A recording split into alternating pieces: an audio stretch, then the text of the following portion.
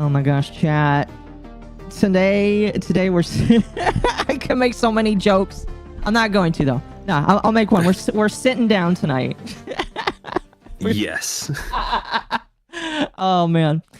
People make jokes about me all the time. Most of them are that they make fun of the fact that I'm a squid, even though I'm not a squid.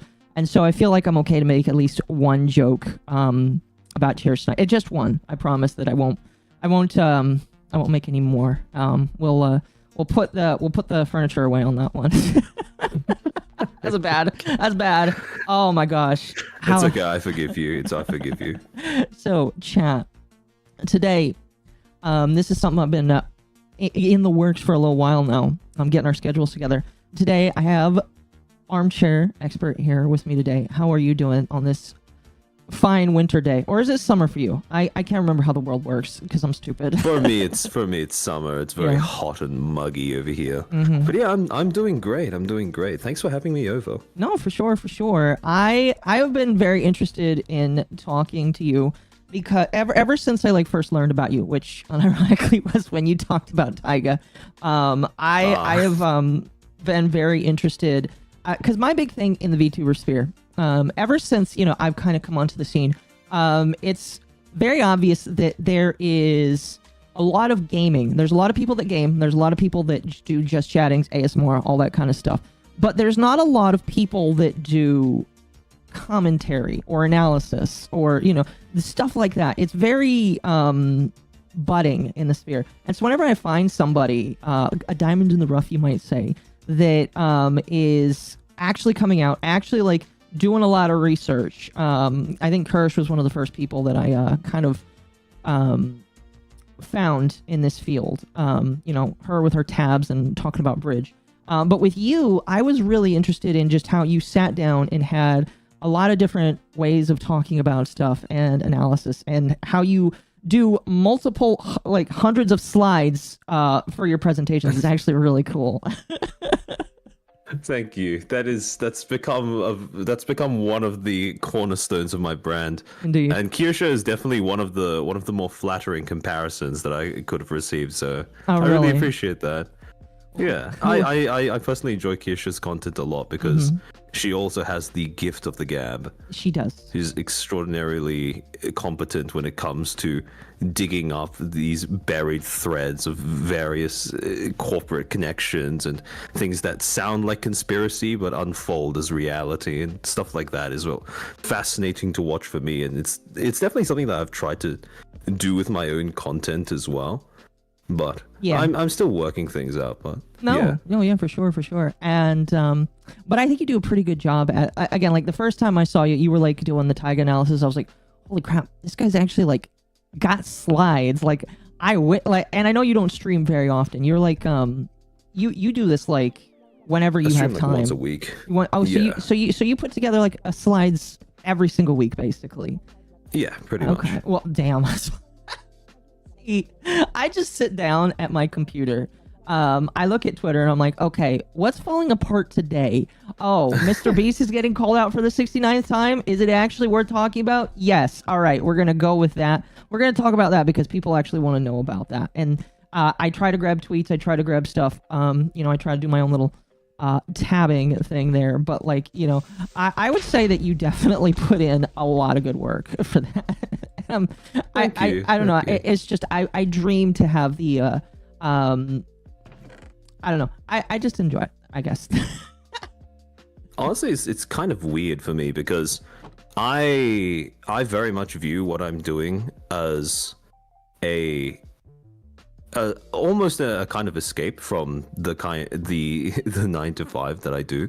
So when I do it, it doesn't really feel like I'm putting in that much effort. Or actually, perhaps a better way of wording it would be, it doesn't really feel like I'm working when I'm putting together stuff like the presentation or the slides or anything like that. Yeah. Because I do think it requires a bit more effort to simply stream more often every week. So I do respect that other creators are able to, even if it's just, turning on your stream and talking to chat based off of a few tweets that you found from earlier on that day. I do think that going live consistently multiple times per week is definitely a feat that I would like to be able to accomplish at some point in the future. So I'll I be think honest. it's a little bit of greener grass, but yeah.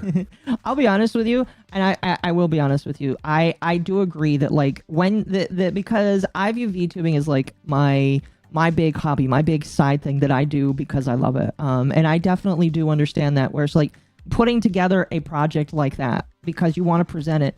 It isn't a chore. It is your love. It is your nature. It is like what makes you enjoyable. So I 100% like see that, and it's definitely something that I can vibe with 100%. I just think that the whole thing is absolutely massively cool. Chat, by the way, if you would like to ask questions to Armchair, I will get to them occasionally throughout the night. I think I have notifications turned off. If not, I hope they're not loud. But anyway, I wanted to kind of do a bit of an interview, and then I wanted to just kind of talk about the VTubing. I hate calling it a community. I think a lot of people hate calling it a community because it's not a community. Amen. It is an industry, or it is a medium. I like to call it a medium because anime is a medium to other things, and this is a niche of a niche. So I wanted to talk a little bit about that with you as well, because you've done quite a lot of content in that side of the pop culture sphere. So, yes. Excuse me. First off, what kind of got you started into making this kind of content here? I have your stuff pulled up here, but like, what kind of thrust? Because every YouTuber has like that initial idea that like pushes them off. What kind of like got you interested in going in that way? Spite and curiosity. Initially, it was curiosity because of the fact that while I was still at university studying for a media degree, I came across VTubing as just a genre of content. The very first kind of VTubing content that I started consuming was React content, funnily enough. And then from there, I slowly branched over to watching clips, then watching streams. If it wasn't for Phase Connect, I don't know if I ever would have been able to, or specifically Pipkin Pip, I don't think I would have been able to actually start watching streams and thoroughly dive into this industry. Okay. But after that, I built up an initial appreciation for what VTubing was. At this point, I don't think I have that intimate of an understanding of the, at this point, sorry, I didn't have a very intimate understanding of the media mandor industry, I don't think. But not nearly as much as I did now. Right. But one thing I will say is that I think I had a willingness to kind of immerse myself in what was going on. Right. So I did that for a little bit. This was in late 2023. So then when 2024 kicked off, a few things happened in my personal life where as part of my degree, I had to work on a project where I was essentially helping a large media company in Australia with a problem that they were having. And as part of this project, basically, we had to advise them on how they could better connect with younger audiences. Oh, And interesting. we put together we put together a list of recommendations and stuff. And when we handed that over to them, it turns out that our project was so effective that they essentially yoinked it from us, and we didn't get any credit. Wait, really? So, yeah, no. Oh my Yeah. gosh. This was the point where, and this was supposed to be one of the capstone units of our degree, one of the last things that we were supposed to do before everything else was just basically just a formality or just padding to get all the credits that you need to graduate. Yeah. So after this point, I had my Joker moment where I decided, you know what? Hold on, let me see how long you've been streaming. If it's hit the 10-minute mark or so. Yeah. Oh no, it's been past 10 minutes for a while. Yeah. After this, I just decided, fuck it. I'm going to take a break from finishing my degree, because at this point, everything else that I had to do was not even related to media. It was just university slop, basically. And this happened to coincide with when Selengate happened. Oh, And while yeah. all of this was going down, I had this epiphany where I was looking around for content to dissect how awful Any Color's PR was. And I didn't find any that kind of satisfied, that didn't really scratch the itch for me. So I decided, okay, if I really want to see somebody rip this company open when it comes to the way that they've handled this situation, but no one else has done that. So I might as well just do it myself. So you did a Thanos moment. You legit had a Thanos moment on Any Color. Basically, yeah. So I realized, okay, I've been given all of these skills and I've been groomed to use these skills for a company upon graduating. So why not just use it for myself? And that was when I made those 2 videos. Yes. Sorry, I made the first video, posted it. It did pretty well. I was very surprised at the reception it received. And then some people in the comments were pointing out, you know, this whole thing to do with how Selengate was handled by Niji? Yeah. This isn't the first time they've done that. There's been a past instance of that happening again. And then I went, oh, okay, so the lore goes deeper. And then I went back, did some more digging, tried to compile everything I found into a way that fit into the canon of what happened with Selengate. And then I made the second video, and that blew up massively, way more than I was ever assuming that it would. Yeah. And from that moment on, I was kind of like, okay, I've really been given a... When Sayu took the risk of actually reacting to it on stream, that was the moment where I kind of went, okay, I have the chance to actually use what I have learned to help more people understand the things that I've been taught. Because fuck university. I hate the fact that all of the knowledge, the concepts, the jargon, the words that would help people articulate the things that they see on an everyday basis is kept behind a multi-year, tens of thousands of dollars high paywall. Yes. So I was just going to, I decided, okay, I'm going to spit on that gatekeeping essentially. And I decided to start making content. Yeah. But without that initial, I really think that without that initial boost from Sayu taking that risk, I probably would not have made the decision to keep going like this.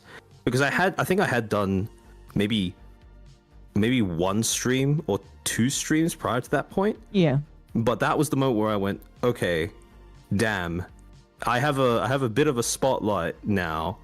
I think I need to do something with it. Yeah. I should at the very minimum try. And that's what's brought me to this point now. Where you've had multiple live streams where you sit down, not figuratively, and go over lots of different topics. And you've done more than just the VTuber sphere. I noticed that you've covered a wide variety of different topics, but like you've covered a lot of things that I feel like are very important. I remember the Pirate Software one. I thought that one was really good. What was another one? Because you've had a lot of them that I've listened to. The Australia one I thought was really interesting as well. But no, you've got quite a wide swath of like talking about these topics that are very important to the sphere. And I think the problem that I'm starting to see is that we don't have we don't really have enough people like bringing up some of these topics that are actually important. Like not enough people are talking about VShojo and how they've acted on the internet. Not a lot of people are talking about the discrimination that we feel with VTubers on Twitch. Not a lot of people are talking about how drama tubers are supposed to act, or how drama tubers act in general, or just how React streamers, hint hint, are decide to react to things that are serious. It's just I feel like it is definitely a medium where we need more people that are willing to talk about it. However, I feel like I know why there's not a lot of people like it, and it's just because it's a position where I'm assuming you're a little bit familiar with the commentary community on YouTube, yeah? Yes. Yeah. Only with that content, though. I haven't really been keeping up with the scenes. No, that's totally fair. Like, you standard where if you report on something, and this is something that we at Under the Tea try to do as well as we can, if you like, you obviously got to get it right. But if you don't hold it to a standard where it is digestible, I worry that not a lot of people are ready for the blowback. Yeah. I'm sorry, I'm thinking about I'm commentary YouTubers too much. You face blowback. You face backlash that Yes. I worry a lot of people are not ready with. And I'm sure this is something you probably noticed. Oh yeah, for sure. A lot of VTubers can't take criticism, or a lot of them aren't ready for Twitter to actually give them the deal. I honestly think that if all VTubers just stopped taking Twitter seriously beyond using it as an engagement tool, their ability to just cope with general internet hate online would be multiplied tenfold. No, I agree. Because Twitter is not your platform. Twitter is not anybody's platform. Not even Elon's, because every single time he posts there, he gets shit on en masse. But if you take Twitter seriously as a way of absorbing feedback from your audience, you are always going to be a hair's breadth away from folding, essentially. Oh, I agree. If it's not your platform, why view the opinions of people who only engage with what you say on Twitter, or only engage in a way that is endemic to Twitter without engaging with any of your content outside of it? Why would you take that seriously? No, I agree. And that's the thing that I've never really understood. I think way too many people take it seriously. I think that's why so many people block me, is because they only see a snapshot of what I say on Twitter. Now, I don't know if you noticed, but Under the Tea is a little bit controversial. A lot of people don't like what we have to say because we're willing to point and say you're stupid and that maybe you should calm down. But like, I legitimately get so many people, and I just don't care. It's just not one of those things where I don't know who you are. I don't comment to you. Actually, the best way I could describe it, and we were talking a little bit about Devin Nash before we started, when you make a post, if it like explodes a little bit, there's like ripples of people that are going to reply. The first people that are going to reply are your core audience, the people that you actually care about, the people that you're willing to entertain and give maybe a comment back to. Those are the people that you care about. And then if it expands and more people see it, you're going to start getting people that maybe do agree with you or may not agree with you. Those people you could choose to reply to, but for the most part, you either don't have time or they're not worth replying to. Then it gets to the point where there are people that are not only outside of your sphere, but want to farm their own shit off of you. And so they will say and do whatever they want in order to get your attention. And I think that a lot of people don't understand that, because I see a lot of VTubers like go viral on Twitter and they don't. And then crumple. Yes, because they don't recognize, wait a minute, who the hell are all these people that are coming onto my post and saying all these things?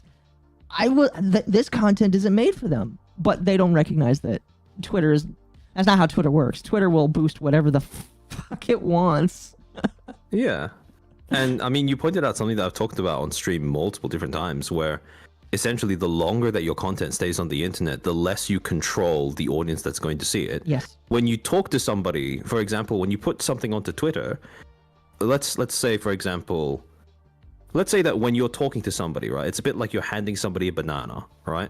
Maybe they like it, maybe they don't. You just have something you want to share with them. The difference between putting something on Twitter and actually saying something to someone in person is the difference between handing somebody a banana and taping a banana to the wall for people to walk by and gawk at. Yeah. Some people are going to point and laugh. Some people are, I don't know, they're going to throw paint on it, try to rip it down, whatever. Some people are going to say that, oh, that's art. That's genuinely something that's worth appreciating or taking seriously. But you have absolutely no idea which people who pass by are going to fall into which categories. And probably the ones who are going to take what you say seriously are going to be in the tiny, tiny minority out of everyone who's going to walk past. So understanding that Twitter is not designed to allow you to connect with your audience is one of the first things I think is important to grasp as a VTuber if you want to use Twitter. Because yes, a lot of a lot of creators use Twitter as a way of getting closer to their audience, because at least in the way that it's marketed to people, it's supposed to be where you allow your unfiltered thoughts to run wild on the internet, so your audience can see what the real you is like. Or Some whatever. people definitely do run wild, I tell you what. Yeah, and too often creators make the mistake of going, oh, okay, so this means I can just be myself and say whatever, even if it contradicts the kind of content that I make, or the assumption that, oh, okay, and only my audience is going to see me acting this way. Yeah. Which is not true. Twitter is not designed for that. Twitter is designed to show you to people who have not engaged with you before, especially if they are likely to interact with your post in a negative way, which essentially means in a way that provides quote unquote higher engagement. Do they quote tweet you? Do they reply to you? Do they screenshot your post and then make another one talking about how stupid you are? All of these things create more and more engagement for the platform, and that is a lot more engagement than simply scroll. Like, Yeah. it's just the way that the website's designed. Oh yeah, 100%. Shoot, I had a thought, and so I think a good example for this is with the most recent election, and we're not going to talk about politics because politics are dumb here. However, what we will talk about is just how insane some people decided to be in the aftermath. Because I made a video about it because I don't care about it, but I thought it was really funny to highlight just how insane some people had decided to be after the election was over. And a lot of people started to really get surprised when people came into their comments saying, I didn't come for your politics, ma'am. You've got tits and you look nice. I'm here to watch you. If you talk about how much you hate this guy, I'm going to unfollow you even if I do or don't like him. And a lot of these VTubers really couldn't grasp screenshot after screenshot of people saying, like, not understanding or grasping that, like, you can't just, like, expect that if you're gonna be open, that people will still like you, because chances are, like, you're gonna alienate at least half of your audience, if not more, because you decide to be that open. See, that's the thing, right? Where the advertising that Twitter uses to get people to use their platform, which is, oh, you can be yourself, you can give your thoughts unfiltered to your audience. That there are two lies in that premise. One is that being yourself is a good thing when you're doing it on the internet. And two is that the people who are going to be seeing it is your audience. Neither of those two things are true. And the thing is, a lot of creators fall for both of those lies, which is why they don't think at all as to whether what they say on Twitter lines up with their actual content. Like, for example, what you just said about people talking about how much they let's just say it the way it is. People talking about, for example, how much they hate Trump or something like that. And let's say, for example, that their usual everyday content is cozy gaming streams where they're just a cute girl in a cute avatar on the internet with a cute voice.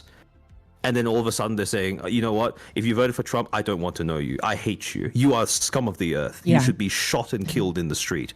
And this does not gel at all with what you've been putting out to your audience thus far. No. So when your dedicated audience follows you over to Twitter, sees you say this, their image, their immersion, gone. Absolutely shattered. Never coming back. And a lot of people expressed as if it was some sort of virtue that they were okay with this, that they wanted this to happen. Two things. First, if you actually want to shift an election using your platform, don't do it after everything is decided. Don't do it after all of the votes come out. That's one of the most redundant ways of trying to advertise your own political beliefs. Second, if you live in a democracy, and if you care about democracy as a social structure, as a political system, is a game with a very simple premise. Whoever alienates the least people wins. Yes. And if you're not willing to form alliances and refuse to alienate people who you disagree with, you are not suited to democracy. And the problem is, if you want to actually accomplish something, you have one of two choices: destroy democracy or play by the rules. The problem is, what I was seeing from a lot of creators in the aftermath of the election was neither of those things. Oh no, absolutely not. It was kind of hilarious. And again, as somebody that like one, I didn't get to vote this season because of my move. As somebody that like legitimately just doesn't care, it was really funny to just like look at all these people and say, you might not think it right now, but companies watch this shit. Companies care. And if you really think that you're able to like get into a VTuber agent now, funny enough, I have seen a couple of these VTubers with their hot takes get into agencies, and I don't know what those people were thinking. Oh my gosh! But like, maybe they have high enough. Maybe they have enough pull in terms of audience or clout, or maybe they're just really good at making content. I can only assume that that's the reason. Some of the people I saw, I'm like, okay, you must be putting on blinders, buddy. But that's okay because you manage them, not me. But no, it was like legitimately crazy just seeing all these people throw their stuff. And because here's the thing. Opinions are free. The internet is, for the most part, a free place, unless you don't live in a place that celebrates freedom. I feel bad for you. But like, it was really crazy to see all these people saying like, oh my gosh, why are people getting so mad at me? I'm just a small VTuber on the internet. It's just like, because you're not like, there is a nice and a not nice way. You're not being nice about it. I saw so many death threats. It was insane. Yeah. It's definitely. I do wish that more creators would understand that when you have a major social cultural event like an election, I'm not even going to call it a political event, because as much as it applies to VTubing or any entertainment industry, it is just social and cultural. Yeah. The politics is besides the point. Yes. If you have something like that happening, you surely need to understand that, one, if you start speaking up about it, you're playing a losing game to begin with. Yes. And two, if you're okay with playing that losing game, you still need to make a judgment on how much you're willing to lose. And up to a certain point, if you're willing to alienate, let's say, half of your audience, or a third of your audience, or maybe even a fifth of your audience, over expressing a divisive opinion, an inherently divisive opinion, in an extremely inflammatory way, then, like I said before, you're just not. I can't see any purpose in it, which I think is part of the reason why so many audience members feel irritated when they see it, because it reeks of futility. It reeks of not understanding the pointlessness of what you are trying to do. Because, like I said, if you operate in a democracy, if you actually care about democratic process, you wouldn't alienate people. That's why politicians, by the way, have such awful reputations. Politicians are not allowed to have morals, because in order to succeed in a quote-unquote democratic society, they need to appease as many people as possible. So, and when you think about it that way, you realize, oh, hold on. If I'm a creator and my job is to build an audience that is unique to me, and I want to affect politics, I have to choose between being a politician and being a creator, and those two have opposite goals. Yes. A creator wants to create a unique community. You want to create a safe space for you and your audience where you can enjoy one another's company. By contrast, a politician wants to grab as many different people as possible, with no regard for whether they would actually be compatible as groups, no regard for if they share morals or principles or practices or values. Then, again, why do that? Why bother? I'll be kosher in how I say this, but I think a lot of creators are just dumb. I think they're just dumb. I do think that with VTubing, it is a medium and an industry where there's this sort of Peter Pan-esque atmosphere to it, where you have a lot of examples of behavior that seems to be, to put it mildly, arrested development, or symptomatic of arrested development, where it seems childish, despite the fact that the people exhibiting those behaviors are more often than not mid to late 20s, early 30s, So in theory, they would have enough life experience to know better. You would think. But yeah, I think, and I've talked about this with Mizu sorry. a lot. Oh, my apologies. One of the problems that I'm noticing is some of these creators are just rich kids that don't even know what they have. Legitimately. I think some of them are people that beg for money every single week, and I don't understand that. Yes. But like, you have a lot of people that don't actually live life experiences. I think, and I hate to use Alara and throw her under the bus, but when she was on there was a time when I was listening to an Alara clip, and she was on camera with another creator who was a dinosaur. I can't remember his name off the top of my head, but he's also an artist. And they were talking about getting fired from a job. And if I can remember correctly, they were talking about how easy it was to get fired from a job. And I remember their take being so brain dead. I was like, have you actually worked a real job before? Have you actually like operated in society? A lot of VTubers tend to be quite sheltered. Oh, yeah. No, because 100%. I mean, the medium encourages that to a certain extent. It does. VTubing is built around, well, one of the founding principles that VTubing is built around is the idea that your online identity does not have to match your real life identity. And as a result, there is a tiny element of escapism that is at the heart of the entire thing. So, in theory at least, the people who are more likely, I do think that there is a correlation between being a more effective user of VTubing as a medium and being more sheltered from the wider world, real life, etc., etc. So are you saying that the more sheltered you are, the better of a VTuber you'll be? I think there's a correlation there. It's not a one-to-one causation, but it definitely, there's a strong pattern of that in this space, I do think. So yeah, I was going to say, I don't think it's because, how do I word this? There are definitely a lot of cases where creators fucking up in this way is down to pure stupidity. Yes. But I do think more often than not, it's at least not just that. It's a combination between that and being misled on how safe of the space Twitter is. Yes. As well as the fact that they are probably sheltered a little bit, probably more, how do I say, more prone to speaking in a way that has not been tailored to being received by an audience. When a VTuber speaks their mind, more often than not, they have only crafted that thought, that tweet, in a way that reflects their own perspective. And I doubt that they have thought about how an audience that does not think or feel like them will process what they have said. I do feel like that particular step, that extra step in thinking of a tweet and posting the tweet, I do think that step in particular is quite alien to a lot of creators. And I can understand why.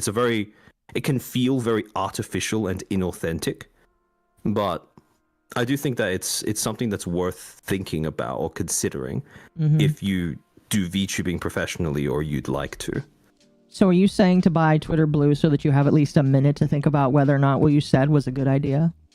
Oh, no.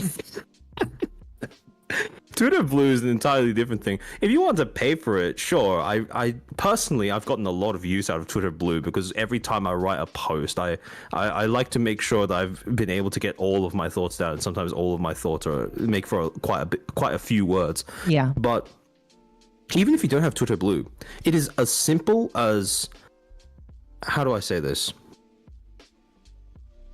And this is not like a serious practice. This is just an example I'm giving to highlight my point. Yeah. Let's say, for example, that every time you get the idea to type a tweet, the moment the idea comes to your head, you start a timer, and then you fully write out that tweet, get all of your emotions out through your fingers onto the screen, regardless of how long the tweet actually is. If you don't have Twitter Blue, write out the whatever you're going to be putting onto a thread or something in its full length, in its entirety. Then stop the timer. Look at how long it took you to come up with that thought. Write it up in a way that all you need to do now is press post, and then simply leave it in the drafts for that same amount of time. Come back to it and think, okay, do I actually want to post this? Yeah. Who is going to see this? Etc. etc. etc.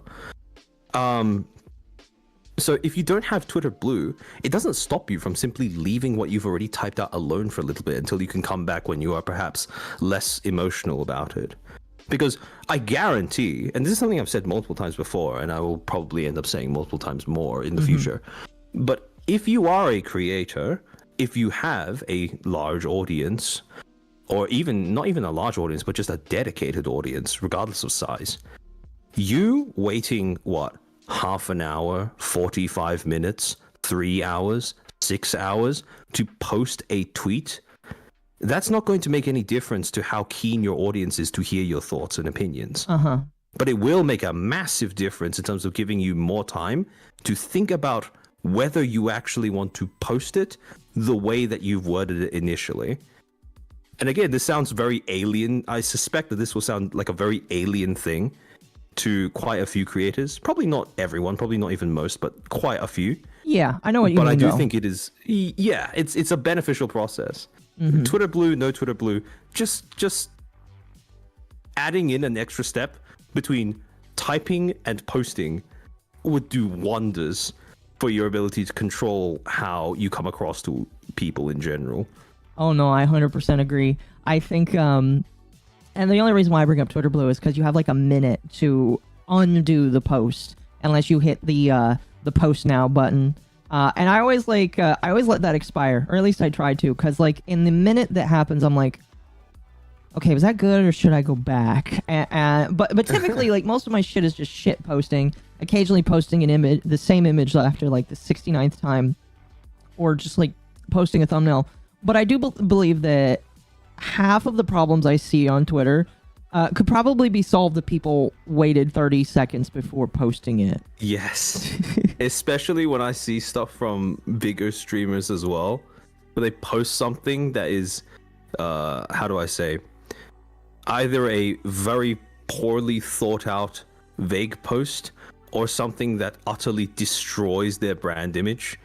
And I'm just sort of left there cringing at the screen going, you have managers, you have staff, you have friends. Surely at some point you've thought to run what you've said through one of them at least.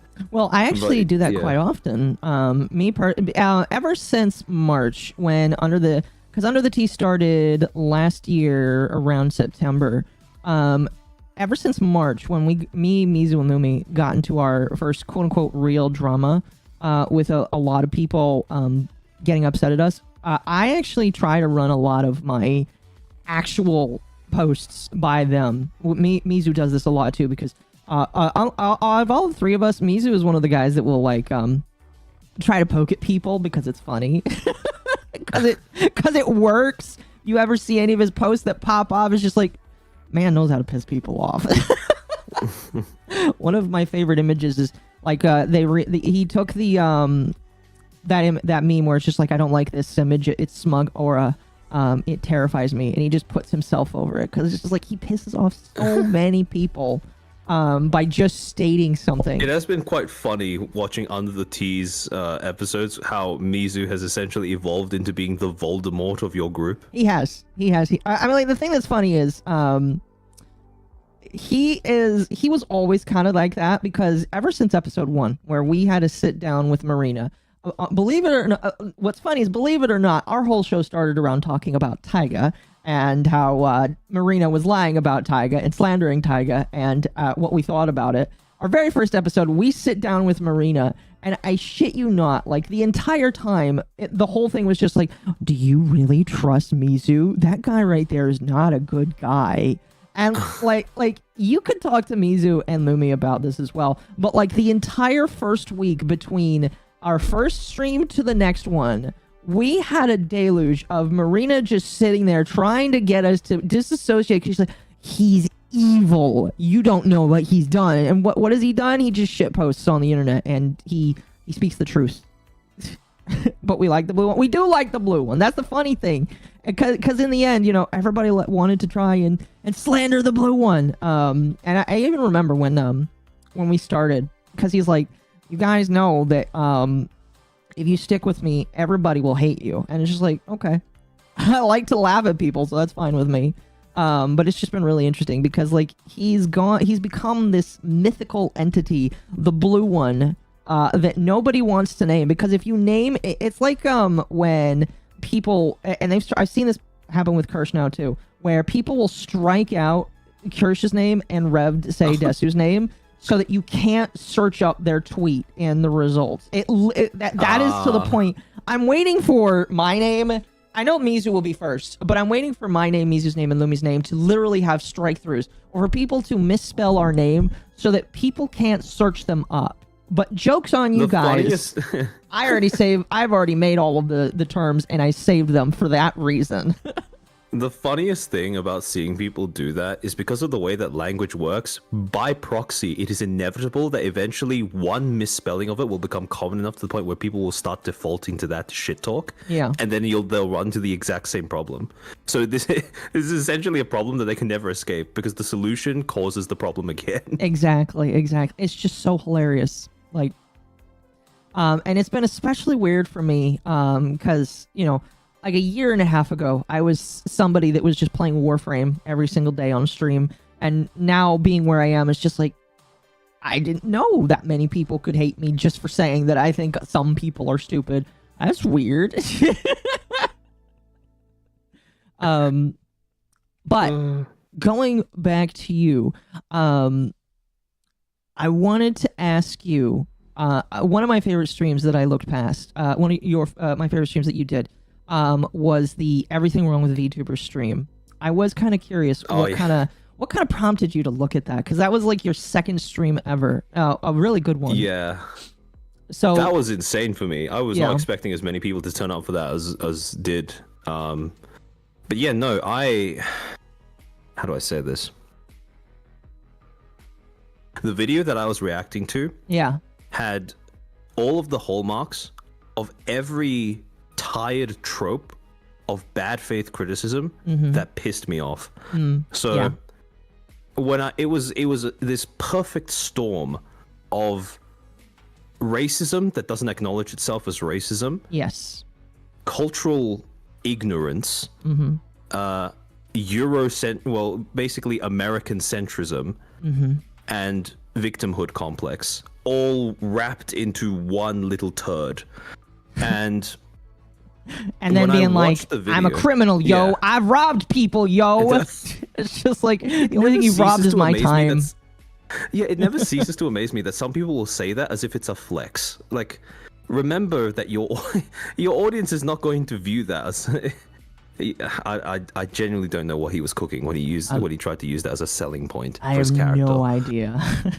But when I watched the video, again, one of the things that pissed me off the most about the video was, despite all of those horrible factors to do with the way that it was presented, it actually raised a few valid points. There were a few nuggets buried in there of actual problems that exist in VTubing as an industry.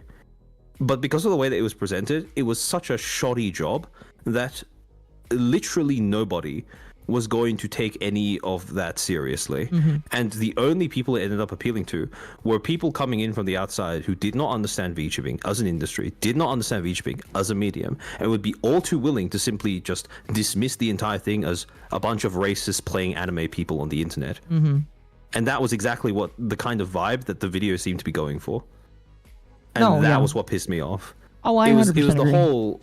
Yeah, it was the whole taking legitimate problems and concerns and turning this into a glorified tarring and feathering exercise where you try to make an entire industry look racist, whereas in actuality it is simply not American. Yes.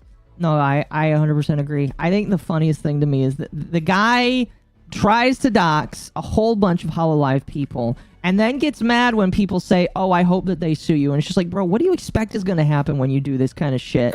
Like, what, like, legitimate, like, my brain was, like, dying when I was listening to this because, like, I, like, you don't mess with big companies like that. And for being an amateur rapper, I was looking at it and I was like, don't you know that this is a bad idea? Like, you know that, like, messing with other rappers is even a bad... Why would you do this? I suppose... my only guess is that when you're a hammer, every problem looks like a nail. Yeah. So because of the fact that he's a rapper, he thought that the best way to do an analysis video or an expose video would be a call-out. And, I mean, sure, a call-out can work. But if you're going to call out an entire industry, don't start by trying to say that everyone is racist because you clipped a few instances of people using words in other languages that happen to sound like the N-word. Yeah. Like, come on. If you want to make a point, surely you can do it better than that. And if you can't do it better than that, what are you doing? Yeah. Why are you here? Yeah. To go back to a previous point of yours, you do bring up a good point that it's just like, there is like I'm one of those people who's just like, oh, I hate it when people say everything's racist. However, I do believe that there is real racism in America, and oddly enough, it comes from the people that you absolutely don't expect to quote unquote be called racist. And it's quite startling how many the tourist problem that we have in VTubing right now. Like, I gotta hope it's reaching its peak soon, because we have so many people that come into this medium. So many people. It feels like a new one every single week. And they're like, hey guys, this is my new model. Look at it. And then they end up getting upset because somebody was rude. Somebody was stupid. And it's just like, there's a stupid person on the internet. Got to ruin it for everybody. And then like, oh my God, it's so much racism. The whole medium has to die. You all have to align with my way of thinking. My way of thinking. And it... If you don't want to encounter racism, don't go on the internet. Just never touch the internet. You're going to get at least one racist everywhere you go. Oh, yeah. And on top of that, one of the worst things that education in the West has done, and I mean this not just in the US, but every other Western country as well, whether it be somewhere in Europe, Australia, etc., because I noticed this happening a lot here as well, especially in universities, is this attempt at subverting the original definition of racism to somehow rope in classism in there, or no, sorry, not even classism, some sort of class struggle, or some sort of idea that if you have been oppressed throughout history, or your group has been oppressed throughout history, then you are incapable of being racist. All that rubbish. That's not part of the actual definition. Yeah. Racism, very simply, is just to discriminate against someone purely based on their race, nationality, culture, ethnicity. That is the definition, and anyone is capable of racism. Never be so naive or stupid as to assume that you are somehow incapable of being racist just because you're not white. Like, are you kidding? I see this so often in Americans in particular as well, where, and this is me making a bit of a generalization, of course. You're good. But Americans are stupid. I'm gonna be real with you. You're good. We're laughed at for a reason. You guys have a very, very rough you have a very rough start, where essentially the moment you are born and you enter the schooling system, everyone gets busy trying to teach you the wrong definitions of concepts and words. So while I can understand that when you say, okay, so actually earlier on you said that there are, racism coming from people who you don't expect to be called racist. Which people exactly were you talking about there? I don't know if YouTube will be happy with me if I say. Let's just say. Am I safe to assume that you mean people of color? Yes. Which in and of itself, I think that's a very stupid label. Yeah. I despise the use of people of color as some sort of denominator, and the treatment of that label as if it means something. No, fuck off. Everyone has skin color. What do you mean people of color? That's just a way of generalizing non-white. And the problem is that would be fine if it wasn't for the fact that there were so many Americans that were keen on saying that white and Chinese or white and Asian is the same thing. Like, if you're not even going to stick to the rules of your label, just dump it. It's not doing anything. Oh, I agree. I think that POC is one of the dumbest labels that has ever been implemented in modern day language. No, I 100% agree. I think the thing that shocks me the most, do you remember the Asian hate thing that people try to circulate? No. That was like something that died so quickly. It died so damn quickly. This may sound controversial, but maturing is realizing that all lives matter should not have been suppressed, because all it would have accomplished is making sure that this idiotic idea that black people are somehow incapable of racism was less prevalent. Because the problem is, what I see very often in American media especially, is that there are instances where people genuinely believe that African Americans are incapable of racism, Whereas in actuality, that is not the case at all. Mm-hmm. Everyone is capable of racism. Well, and even this whole discussion assumes that race is a label that deserves being taken seriously. Because if you really boil down race, especially in the way that it's used in America, what the fuck does race mean? Like, if you say that you're black, are you what? Nigerian, Moroccan, Caribbean? What? Are you, if you say that someone's Asian, are they Vietnamese, Japanese, Chinese, whatever? If you say that someone's white, are they German? Are they Swiss? Are they Norwegian? Are they French? Like, it's such a redundant label where if you really boil it down, you have two options. Either you start making distinctions between different groups of people on the basis of actual serious characteristics, like strength of limb or sharpness of mind, or you simply dismiss it as purely an exercise in separating people by skin color and nothing else. Which is why the whole focusing on black, white, and Asian is it boggles the mind. And the reason why it irritates me so much is exactly the thing that we were talking about just then, where people assume that somehow even if you're black, that means you're incapable of being racist. And that was one of the things with Shizzy's video, where the moment I saw through it, the entire thing, it was very, very obviously racist. Oh yeah, 100%. This was essentially a racist hit piece against an industry that he didn't understand and never even bothered to try understanding. And that was why it pissed me off. Because there was so much entitlement in the way that he used to present his points. But no, yeah. I 100% agree with you. It was just wild to me, and it still is wild to me, because I still see people today, at the very least on the black VTuber side, and thankfully it's not all of them. I know quite a lot of black VTubers that are great people.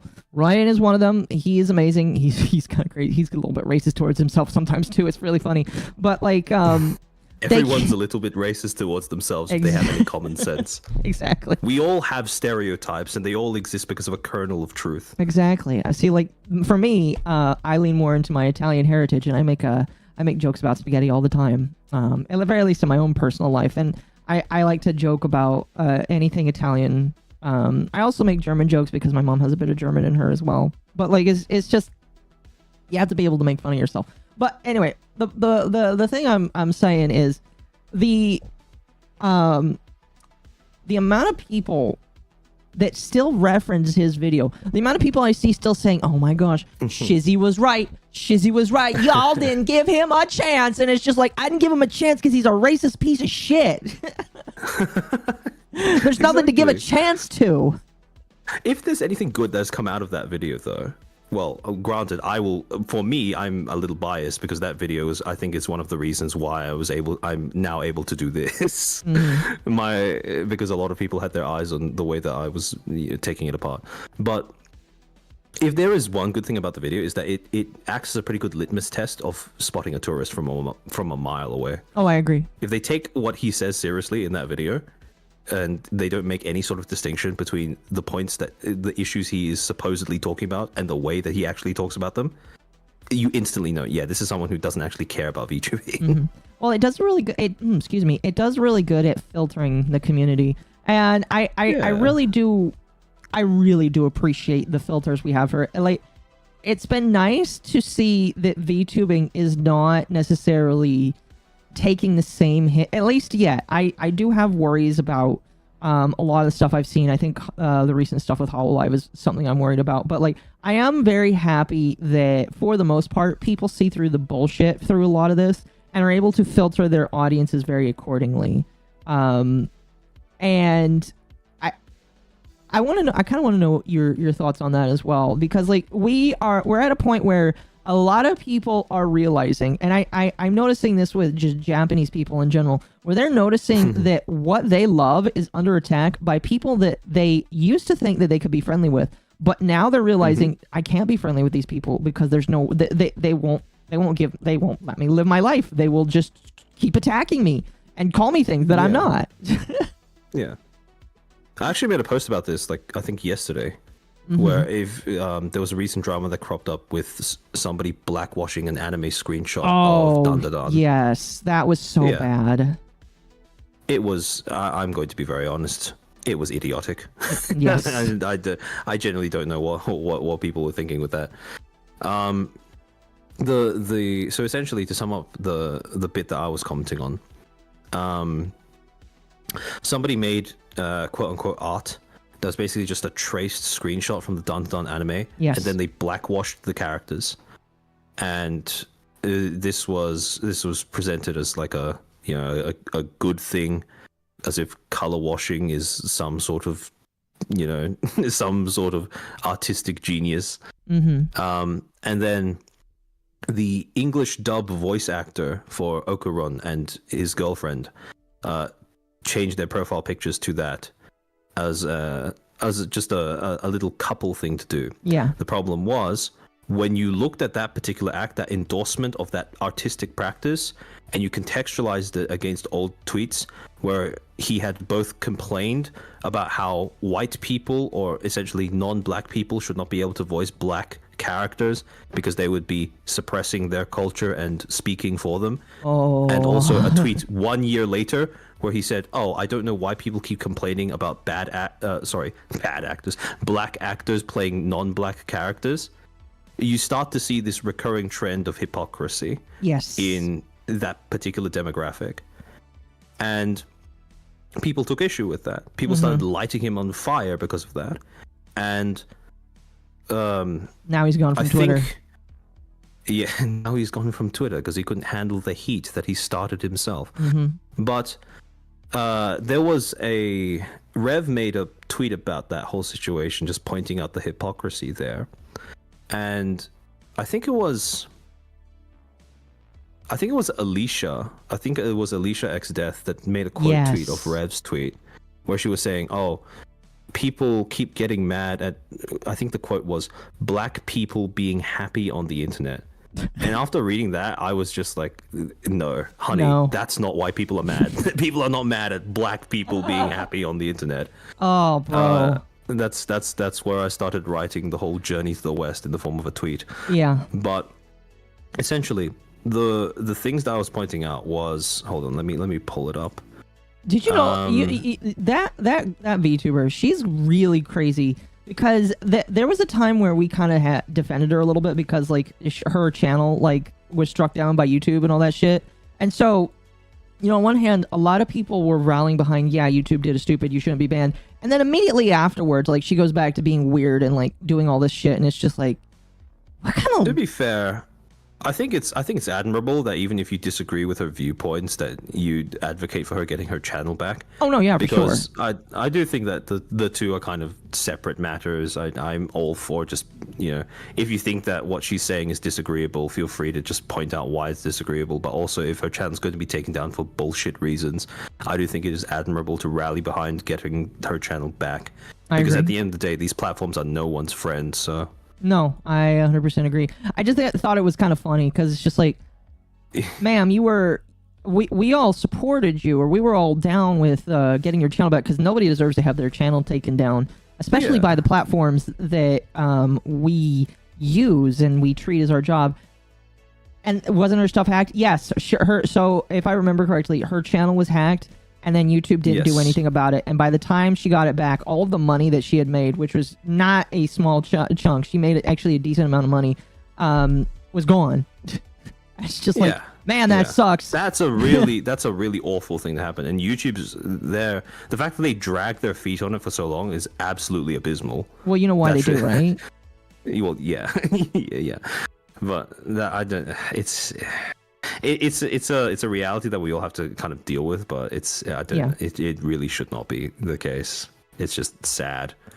But yeah, what I was going to say is this is turning out to be a little bit of a tangent. No, you're good. But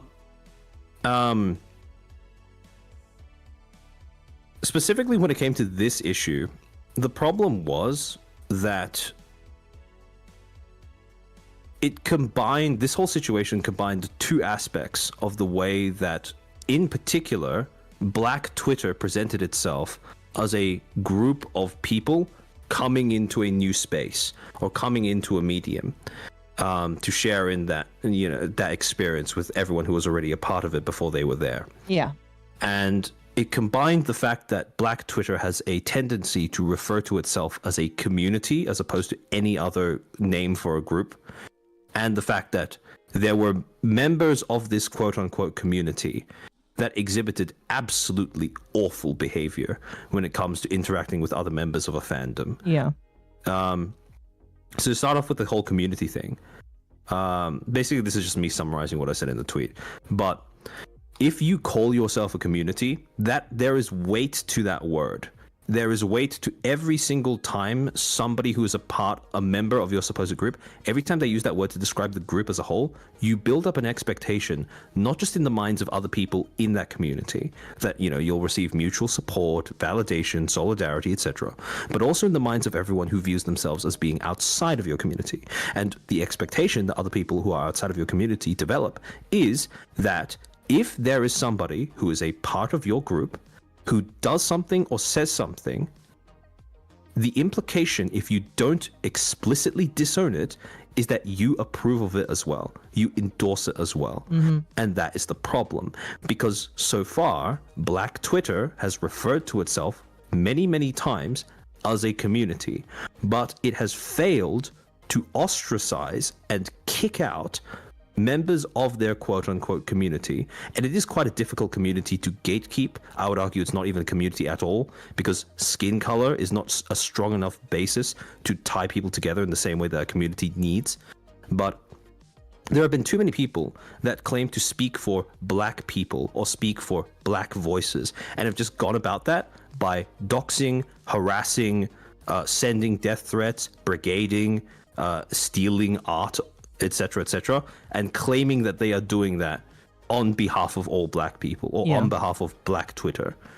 And the problem is, even though there have been occasions of people from within quote-unquote Black Twitter coming out and saying, this is dog shit behavior, this person doesn't speak for me, etc., all of those posts always get a fraction of the support, especially from other members of that community. Yeah. That the original perpetrator received. And as a result, in the eyes of literally everybody else, one of them is significantly more visible than the other. And so, over time, what ends up happening is that quote-unquote community ends up getting defined by the worst members of it. The people who are guilty of doing things like brigading artists, harassing artists, bullying artists, for doing something as simple as just drawing a canonically dark-skinned character 1 or 2 shades lighter, sometimes in ways that can easily be hand-waved as just a difference in lighting. And always, the problem is almost always that as well. yeah, exactly. I've never seen it not be that. Yeah, exactly. And the thing is, they don't even, very often they don't even change the physiognomy of the character or the facial structures or whatever. They just tweak the color of the skin. However, if you flip that, if you take examples of quote-unquote Black artists making quote-unquote fan art, where it's basically just traced screen caps of anime or whatever, and they not only change a pale skinned character to being dark skinned, but change the physiognomy as well, and that is praised as being, by other members of that community as being, oh, how stunning, how brave, etc., over and over. If you reinforce that enough, people start to realize, hold on, there's a little bit of a double standard here, where artists get bullied for supposedly whitewashing, even if it's not intentional, whereas at the same time, people from within this so-called community will uplift and praise examples of explicit, intentional blackwashing. Yeah. And over time, understandably, this builds up resentment, because no shit, if people observe that you're being hypocritical and you're giving them shit for something they didn't even set out to do, eventually it's going to go too far. And this was an example of that sentiment, that resentment bubbling over. And as a result, the thing is, if you call yourself a community and you fail to ostracize these members, you have now created a problem for yourself, because you offer solidarity to other members who are other people who are supposedly a member of your quote-unquote group, and you do it unconditionally. And the fact that you do it unconditionally is a problem in and of itself, because solidarity without standards leads to stupidity at best and supremacy at worst. With stupidity, I think it's pretty self-explanatory. Yes. If you're going to complain about color washing goes both ways. If you're going to say color washing is bad, then yes, all color washing is bad, regardless of whether it's light to dark or dark to light. However, if you're going to say that only black washing is okay, that is supremacy. That is you saying explicitly or implicitly, explicitly, whatever the person titles it or markets it as being a fix or improvement somehow, that is you saying that your cultural group, your racial group, your ethnic group is better than another one. That is called supremacy. That's racism. And right I there. don't care if you're white or Asian or brown or Jewish. You can be supremacist regardless of your race. Supremacy is not something that is only tied to white people. And if you think it is, I'm sorry, but you're being naive or stupid. And it's so irritating to see that people don't seem to register this fact. But they've grown up just I think one of my worries is that we've grown up in a society where people are just taught to think one way, and people are not willing to question anything anymore. It's quite sad, personally, because I was homeschooled. My mom thought I was too retarded to go to regular school, and so... Your mom was probably correct. She was. But the experience that I got at home, learning the core basics, like when I walk out into regular society today, it really amazes me because, like, I'm not that old of a person. I'm still in my mid-20s. I still, am considered young by most standards. The amount of people that I see in my age bracket that can't do specific things or can't even do like the job that, because I used to work at delivery. I used to work at Amazon. And the thing that baffled me the most is how many people, one, didn't know how to drive a car safely, and two, didn't know how to deliver safely. And like, Amazon's not hard to understand. The directions for delivery are so easy, yet people fuck it up so often. I'm just like, how did you get out of the house? How did you get here? How are you able to like imbue yourself with life if you can't even fucking hit I've parked, I've scanned the package, and I've taken, like, where's this disconnect?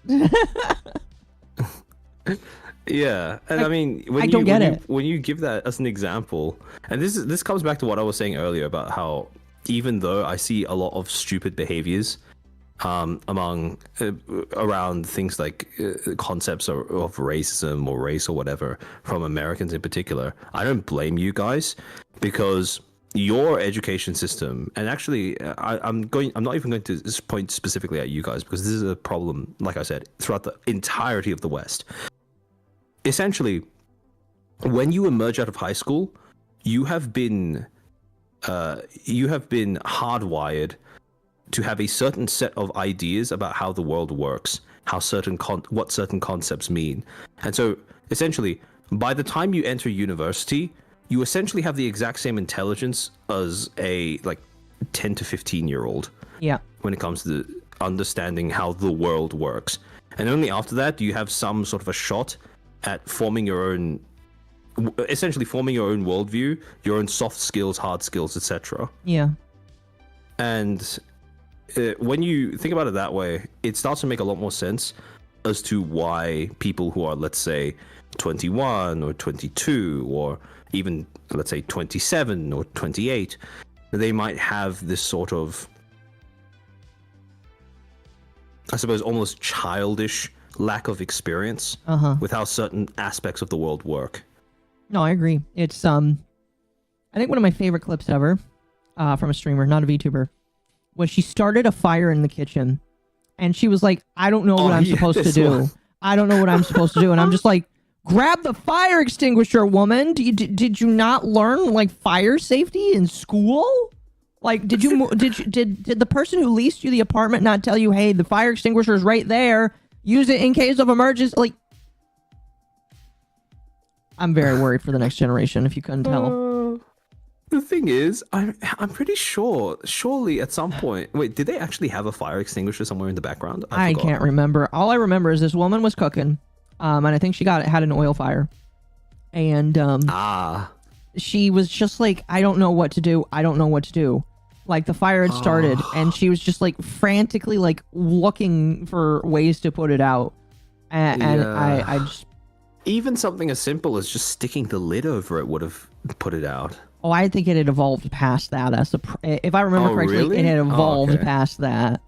I don't see. know. I don't know. But like, just going back to the competency of VTubers, just like Yeah. I am worried that, again, with looking at how HoloLive and where HoloLive is going. Have you seen kind of like what's been going on with HoloLive recently? Yes, I have. I've been keeping up with that. What do you think about it? Because some people are like, "Oh my gosh, HoloLive is completely over." If you're Rev, you think you are cautiously optimistic, but don't get your hopes up. Me personally, I believe that right now there is a potential for HoloLive to make a major shift in a place that they probably shouldn't go, but I don't believe that it is 100% there yet. I think that like if we see a shit ton of talents leave, there's gonna be a problem. That's a sign. No, yeah. I'm probably gonna end up doing a stream on this sometime before the year ends. But I think the doom posting is understandable because the thing is, when you look at what HoloLive has done over the course of this year alone, it's not just the fact that Fauna is leaving. It's not just the fact that when she was talking about her leaving, she did it in a very brusque, curt way. It's also the fact that when you look at the various decisions that HoloLive has made this year, there is a developing theme of leaving their old decisions or selves behind, at least to some extent. Yeah. And when fans pick up on that subtle undercurrent of change, then what has happened over the past 2 months, where there have been, 3-4 talents graduating or soft graduating, whatever affiliate means. All citing some sort of difference in direction with management, or pretty much all of them, 3 out of 4 of them. I think Armcha was the only one who didn't say that. That one's Doopy, right? Armcha became Doopy, if I remember correctly. Yeah. Doopy, yeah. That's when it all started to. That was the spark that essentially lit the fire. But the oil was already there to begin with. Yeah. And so I understand the doom posting, but I do think that I do think that there is a reason for cautious optimism, because, well, it is a little early to say, because if there are other talents who are going to be leaving also because of differences with management, that will probably only start happening next, I don't know, let's say 3 months or so. I would suspect somewhere in the next 3 months, I would assume. Now here's a question. And only after we've gotten to that point would we be able to say for sure. But sorry? No, I was just going to ask, do you think that Gura is next? A lot of people are worried about her. I think it's a little bit of a futile game to try and guess which one is going to be next. But I can see reasons as to why people would assume that Gura is next. If they lose Gura, ooh. Do you think it's actually an issue? I'm guessing they're going to try very, very hard to convince her to go affiliate instead of just graduating like Fauna did. Because Gura is an IP that I don't think HoloLive would like to shut down. Oh no. Especially after the LA Dodgers thing. Oh, 100%. Especially with how many, like, I don't know how much you know about baseball, at the very least in America, but I will tell you, so many people that don't even know what anime is decided like Gura. Like Gura, exactly. They like have shrines to the shark girl because she won the Dodgers game for them. No, I know how superstitious I know how superstitious sports fans can be. Yeah. And I understand that, 100%. Gura has made herself to be basically part of the legacy of LA Dodgers at this point. Yeah. Even though that might sound a little hyperbolic to some people. I Oh would no, say, I'll say it just to though- piss people off. Fair enough. I will say that one thing that has been bugging me kind of about the whole affiliate thing, and this is a point that I'll probably end up expanding on later, but until we actually see a HoloLive talent come back to be involved in an event or something, Yeah. affiliate basically just means that the company gets to continue using the IP without stigma. Right. And I do question how much of the fact that we as audiences view affiliate as a positive thing is solely due to the fact that the first one to announce that they were going to go affiliate was Armcha. One of the most Because- beloved IPs in the entire. Exactly. Yeah. And also the fact that Armcha herself has part of her brand is being an innovator, especially for VTubing. So if you want to introduce a new way of quote unquote graduating your talent, who better to introduce it to your audience than Armcha? And I get that this is a very cynical way of viewing things, but in my VShojo stream, I talked about how when you are trying to consider how useful, again, quote unquote, useful a talent is to your company PR wise, there are two extremes that you can place them on. One being that the talent is a PR boost, the other being that the talent is a PR liability. Now, when you're a PR liability, what that means is that you rely on the company's good reputation to cover up your own fuck ups. However, on the opposite end of the spectrum, when you are a PR boost to the company, that means that the company relies on your good reputation to cover up its fuck-ups. Yes. Or anything going wrong internally. I think that it's no question that Armcha is a PR booster for HoloLive, which is what kind of makes me a little bit more cautious to simply accept the affiliate thing as just, oh, this is supposed to be somehow different from a graduation. Yeah. Because in my mind, until we see a talent actually come back to do something content-wise with the company, or even management-wise with the company, it basically just means graduation, but we get to continue using the IP without anyone giving us shit for it. Right. And I don't think that's a bad thing inherently, because Armcha gets royalties from that as well. If that wasn't the case, then I would say it's a bad thing. But I do think that there is a little bit of how do I say? Cautious optimism. Yeah. I would say that it's okay to be optimistic, but maybe be a little bit more cautious about it. There was another thing where I think it was Permaband who shared screenshots of HoloLive's website saying that they were trying to move away from using the term graduate Yes. when referring to a talent leaving. And it's like that end of line, end of combined with service. this. Exactly. That combined with this, which makes me a little concerned about the fact that this is more of a corporate kind of thing where there are certain terms or words that have an inherently negative connotation, and it's more an attempt at dodging the connotation rather than dodging what caused the thing to happen in the first place, if that makes sense. No, I see what you mean. What would you say, because some people have posited the theory that there's nothing wrong, HoloLive is just going more corporate, and that's normal for Japanese companies because Japanese companies are inherently super duper corporate, and this is just par for the course. What would you say about that? Yeah. I think that's fair enough. I mean, as cynical and pessimistic as it sounds, this was always going to happen. HoloLive is magic, sure, undeniably so, but it is magic that also has to operate as a business.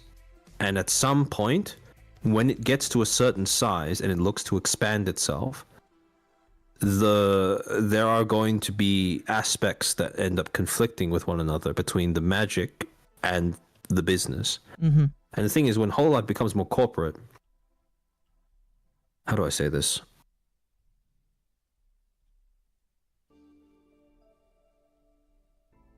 It is going to involve having to make decisions that, on paper, are not going to be talent first and are not going to be audience first. Mm-hmm. And I think, to be honest, if you're looking at any corporation, that is always an inevitability. Oh, of course. But it's hard to accept as a fan. And I think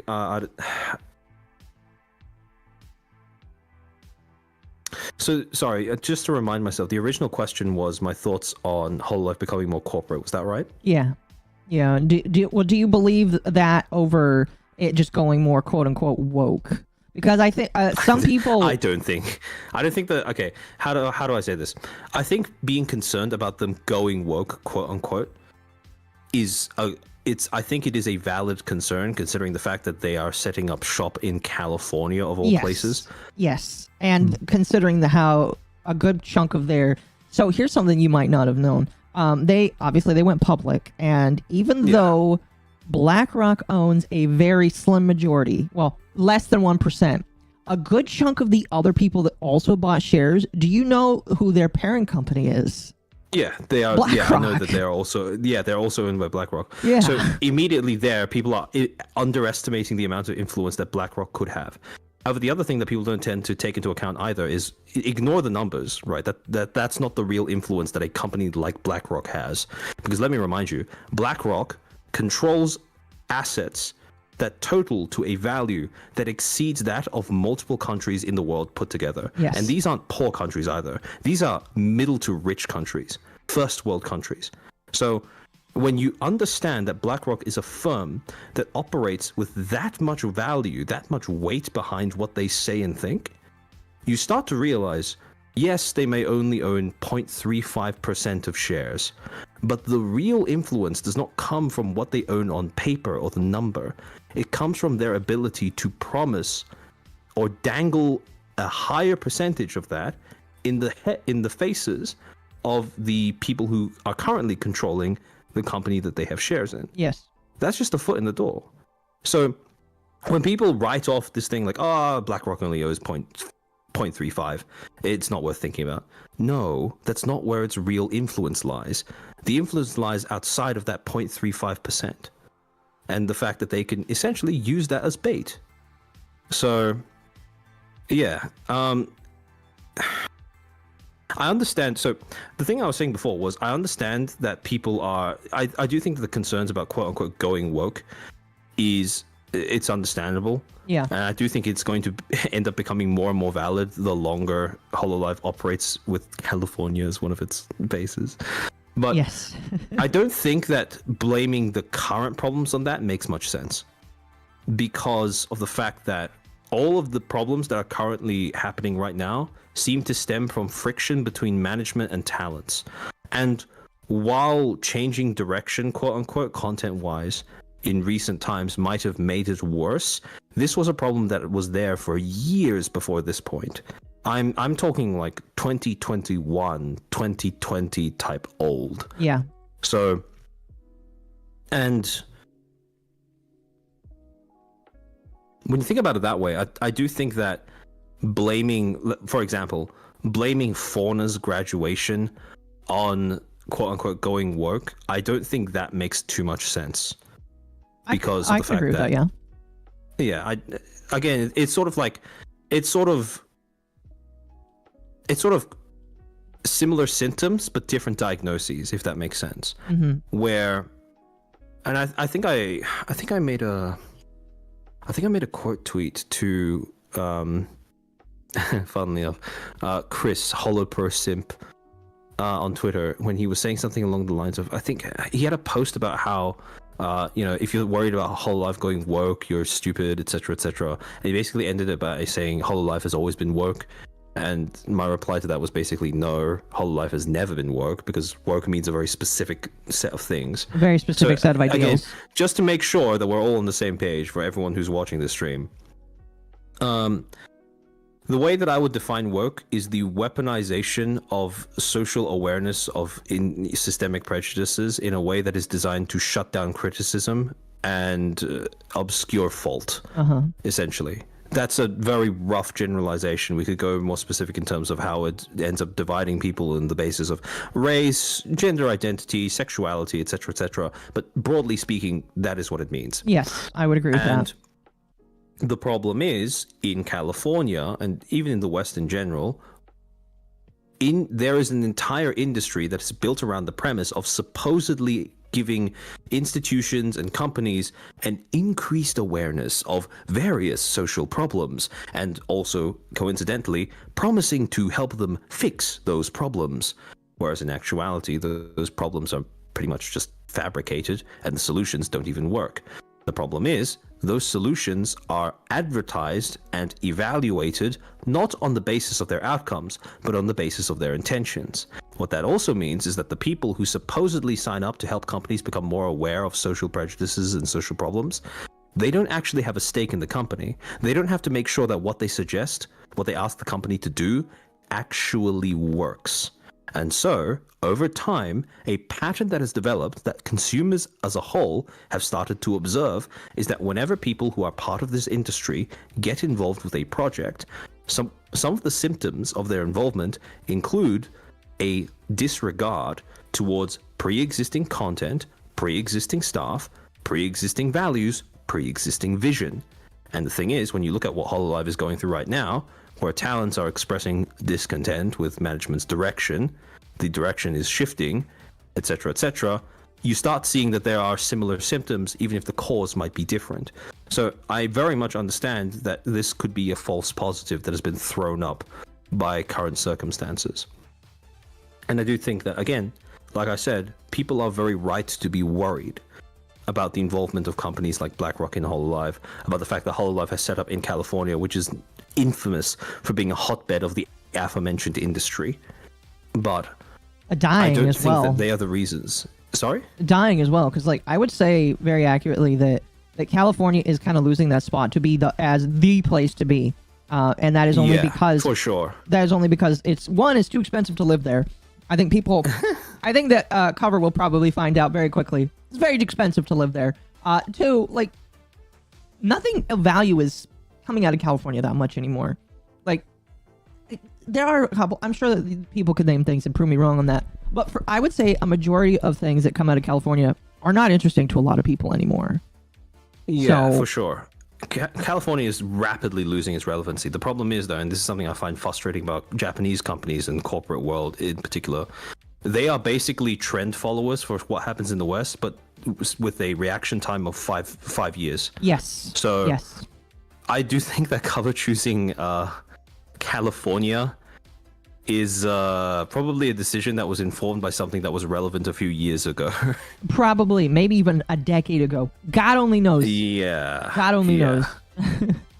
I honestly would have, like, even Los Angeles would have made more sense because that's where the LA Dodgers come from, I think.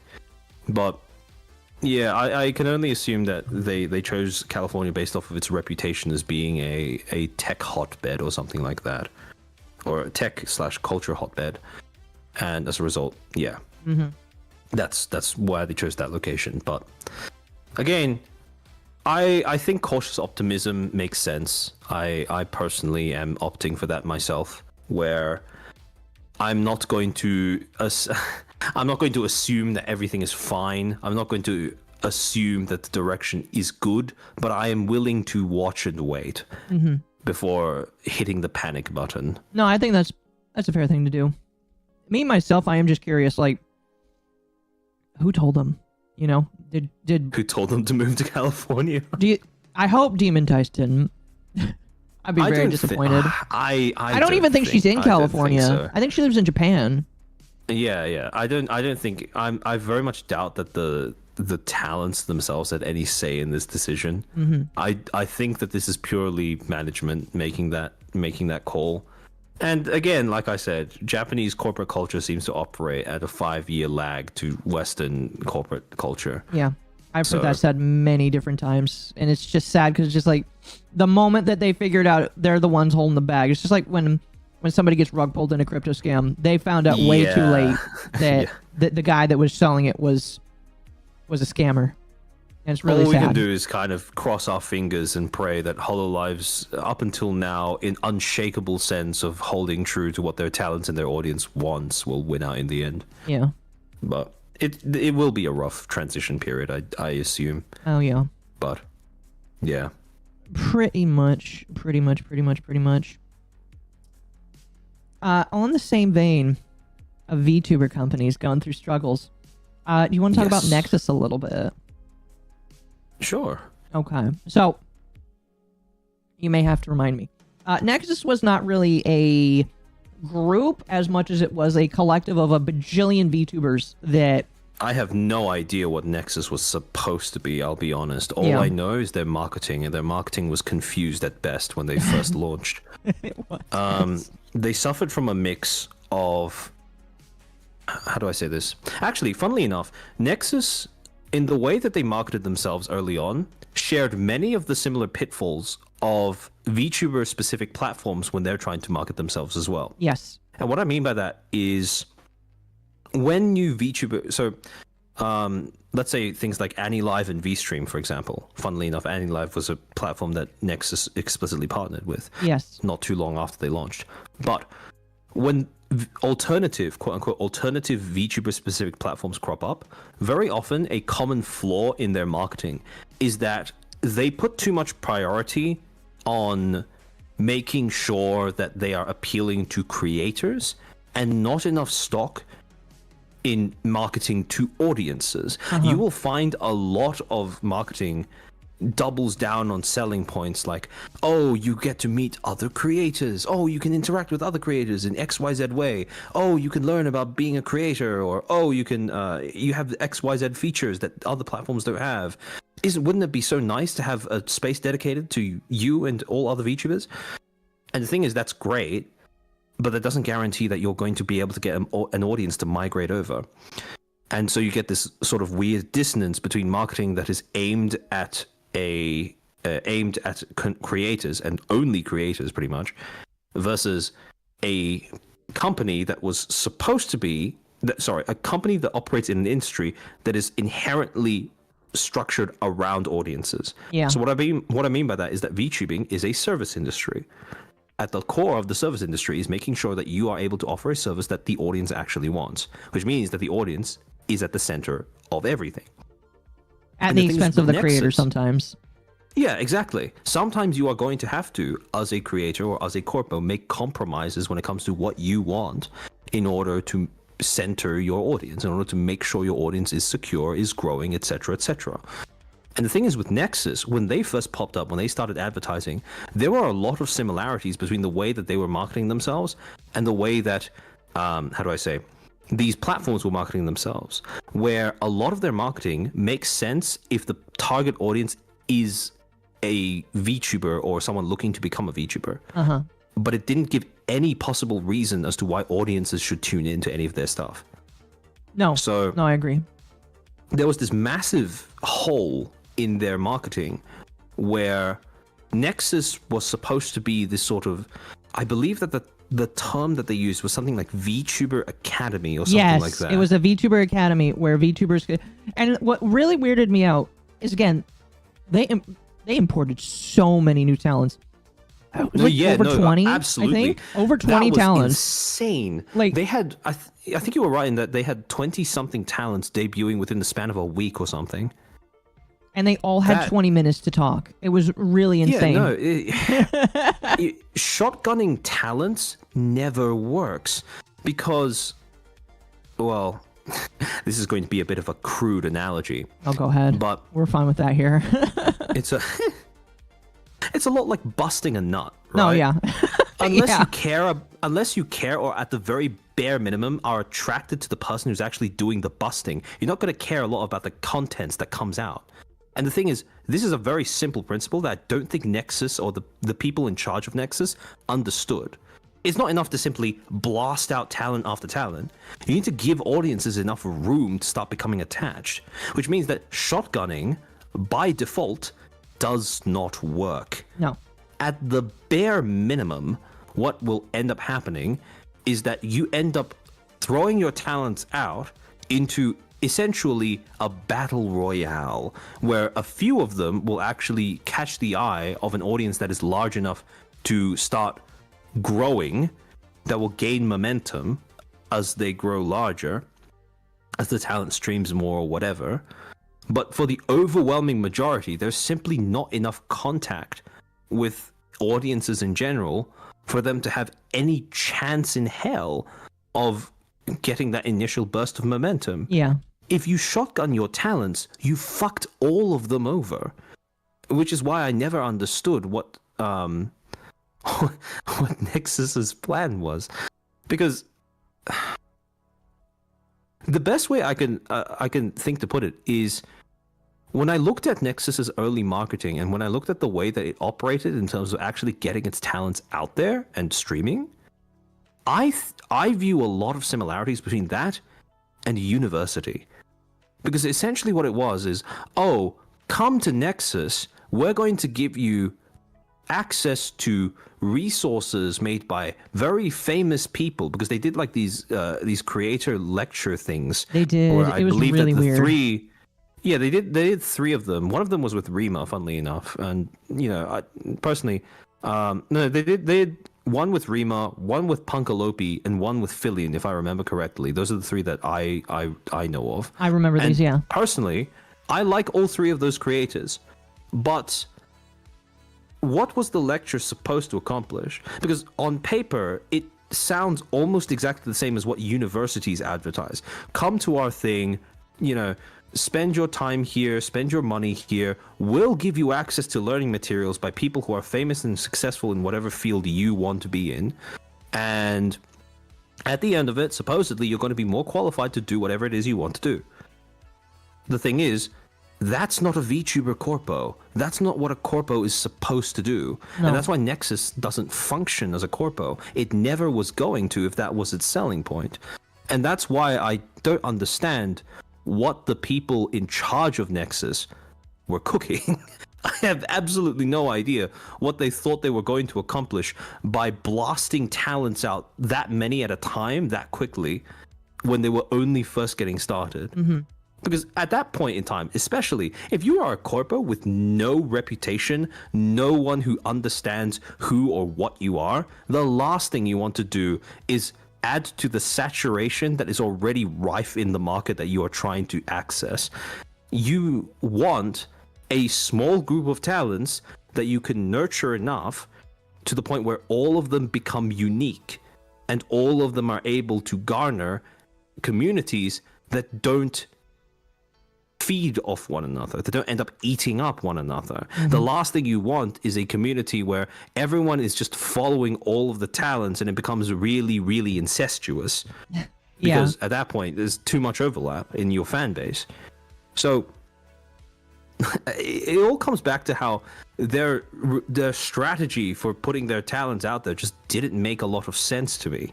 It still doesn't. And the things that they were offering to their talents, I mean, now they've given the talents the IP. Was it for free or? Yes, if I remember correctly, they didn't have to pay for it.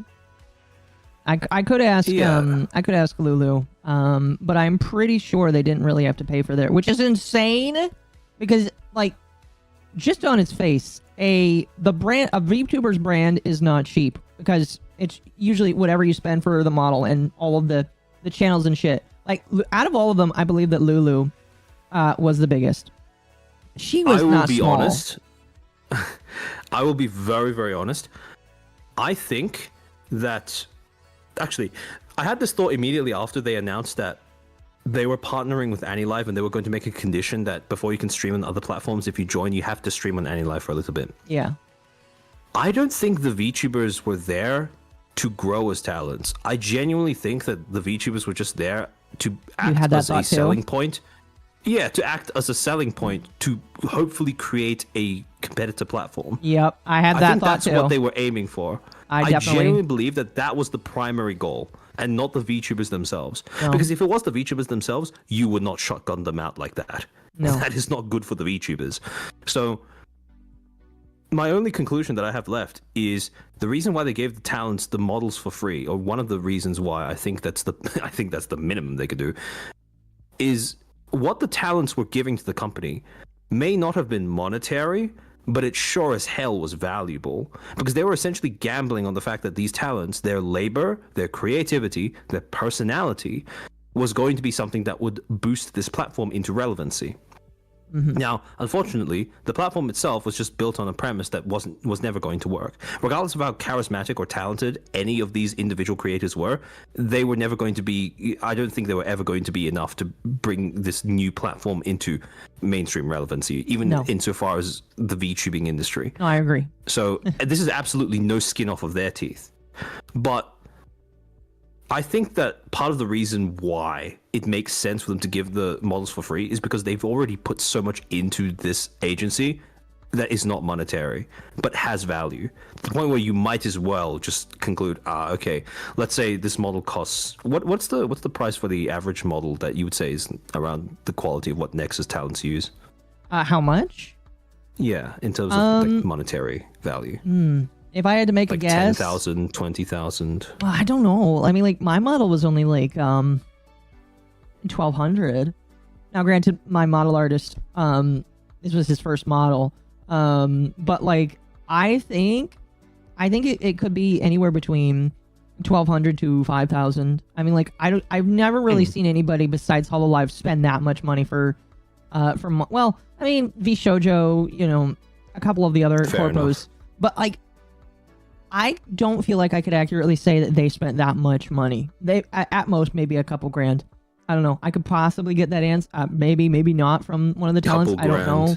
Okay. A couple grand per model. I would say, didn't they say that you have to stream? What was it? Was it 2 weeks or 2 months? I forgot how long was it that they had to stream on AnyLive before they were allowed to take on other platforms. Oh, I don't think it was 2 months because I remember very quickly that Lulu would quickly.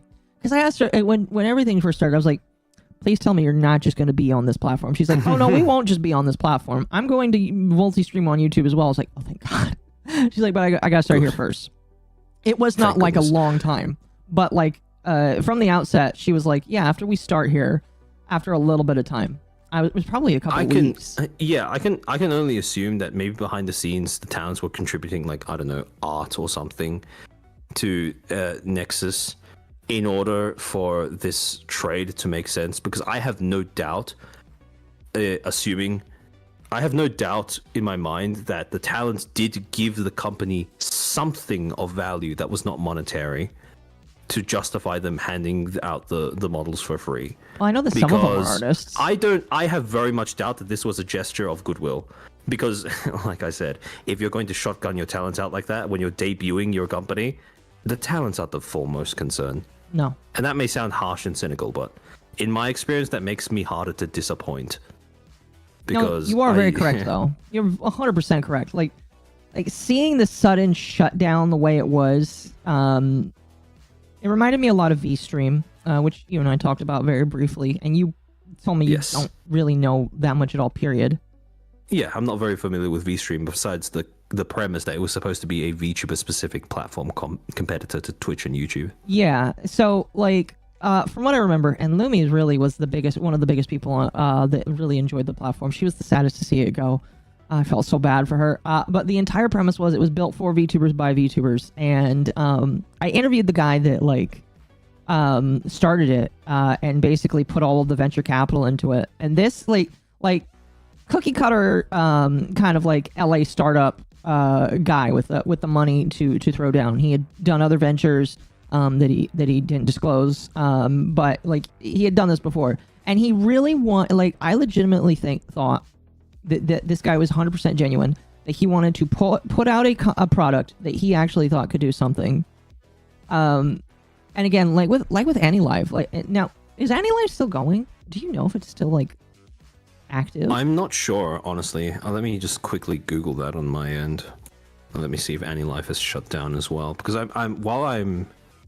no, I think it's still operational. Okay. Funnily enough, it's rated 2.9 stars on Google Play. See, the sad thing about AnyLive is when it first started, it was Apple only. And now, chat, some of you might hate me for this, but I think Apple is hot garbage. And I will never use Apple. No, you're right. You're right. like unironically, when they were like, oh, it's Apple only, I was like, Lulu, I'm sorry, I can't watch you because I can't use this app. And by the time the app was probably available on Android, I had forgotten all about this app and I did not care. That was a massive problem. This was not. Yeah, no. This nah. They're still operational, but I don't know if I still don't, because they have a page on Virtual YouTuber Wiki. I'm just scrolling through it at the talent roster. Yeah. And I'll be brutally honest. I do not recognize any of these faces. Yeah. Like, I think you and I talked about it briefly. The only talents, there's only like really 2 talents that I remember that I will know. And one, because I think AniLive was also I think they also tried a talent royale method of release. yes, they did. They did. It was so weird. See, this is why I just don't understand any of the marketing that went into Nexus's opening, because why on earth would you tie your branding to this? It just doesn't make any sense to me, because who is this appealing to? Aside from the fact that you market yourself as a VTuber Academy, where you're supposedly going to teach people how to be better creators, as if that kind of thing can be neatly summarized in the form of a few seminars. Which, again, regardless of how successful the people delivering those seminars are, absorbing lessons is not nearly as easy as that. No. But okay, you have that going for you. But if you partner yourself with another platform that also has the same method of treating talents as pellets in a shotgun, how is that appealing to anybody? It's not going to be appealing to audiences because they can sense that you don't really give a shit about what's going on. Always. And it's not going to be appealing to talents because they are also going to be aware that that means you don't really give a shit about them individually. So I fail to see exactly who this was supposed to be appealing to. I have an idea of who it could potentially apply to, and that's the corpos that decided they wanted to invest in this. That's really the only people. That's true. That's true. I think they were hoping that there would be, again, this all stems from the fundamental assumption that audiences were just going to switch over because it was VTuber specific. Yeah. And then once the audiences were switched over, corpos can come, and then that would start a positive feedback loop for the app growing. Mm-hmm. But I just don't think that the initial premise made any sort of sense, because that wasn't going to happen. You didn't have any selling points that would attract audiences, and even the talents that signed up were not, I don't think that they were invested in at all. Maybe at all is a little harsh. I feel like they were Lulu given was. their models for basically free, but yeah, okay. Like she sounded very excited for it. Like I believe that she was genuinely excited and hopeful for it. Yeah, no, I don't fault her for that. Yeah, I don't fault her for that a bit, but at the same time, as a company, I just don't understand what exactly Nexus thought it was going to accomplish. I don't know. Because all of the marketing just doesn't line up with what they actually ended up doing. Yeah. It is really unfortunate. My biggest hope is that the people that were in it, all the talents, that they didn't pay. I hope that there was not a lot of investment on the talent side. I already know the investments of some of them, and thankfully they're not as bad as some people might think. But holy cow, like, talk about a major time waster. Yeah, it's kind of. I am excited to see what the talents do now that they aren't. Now that they're basically free to use the models and assets they've been given however they like. Mm-hmm. But I'll be very honest, I was never expecting anything else from Nexus. I fully believed that they were going to collapse sooner than later as a company because of their premise not making any sense. Yeah. When it comes to what they were trying to accomplish, what they were trying to do, who they were trying to market to, etc., etc. Yeah, they definitely lasted way longer than a whole shit ton of people were expecting. Like, I saw a lot of people were like, oh, this is going to die in a couple months. Oh, this is going to die in weeks. Well, it lasted way longer. I mean, part of the problem, I feel like, is a lot of people just forgot that they existed as a concept. Like, I know a couple fringe people remembered that they existed, but a majority of people were just like, who's Nexus again? Yeah, yeah.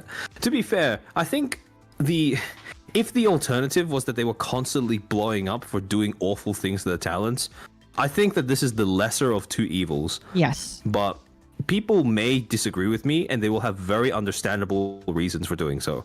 Because irrelevancy when you are a talent corpo in an entertainment industry is awful. it is never something you want to set yourself up for. Mm-hmm. And I genuinely believe that the way that Nexus operated, it did set itself up for that. Oh, it did, 100%. I guess morally wise, they probably went the high road. I don't know. Yeah. Who's Nexus? They were a, I don't even know, man. A VTuber Academy. Very, very weird VTuber Academy. Like, that's see, that proves right there. Nobody knew who they were. Like, at the very least, the audience didn't know who they were. Let me tell you, when they were released, I knew a lot of VTubers that knew who they were.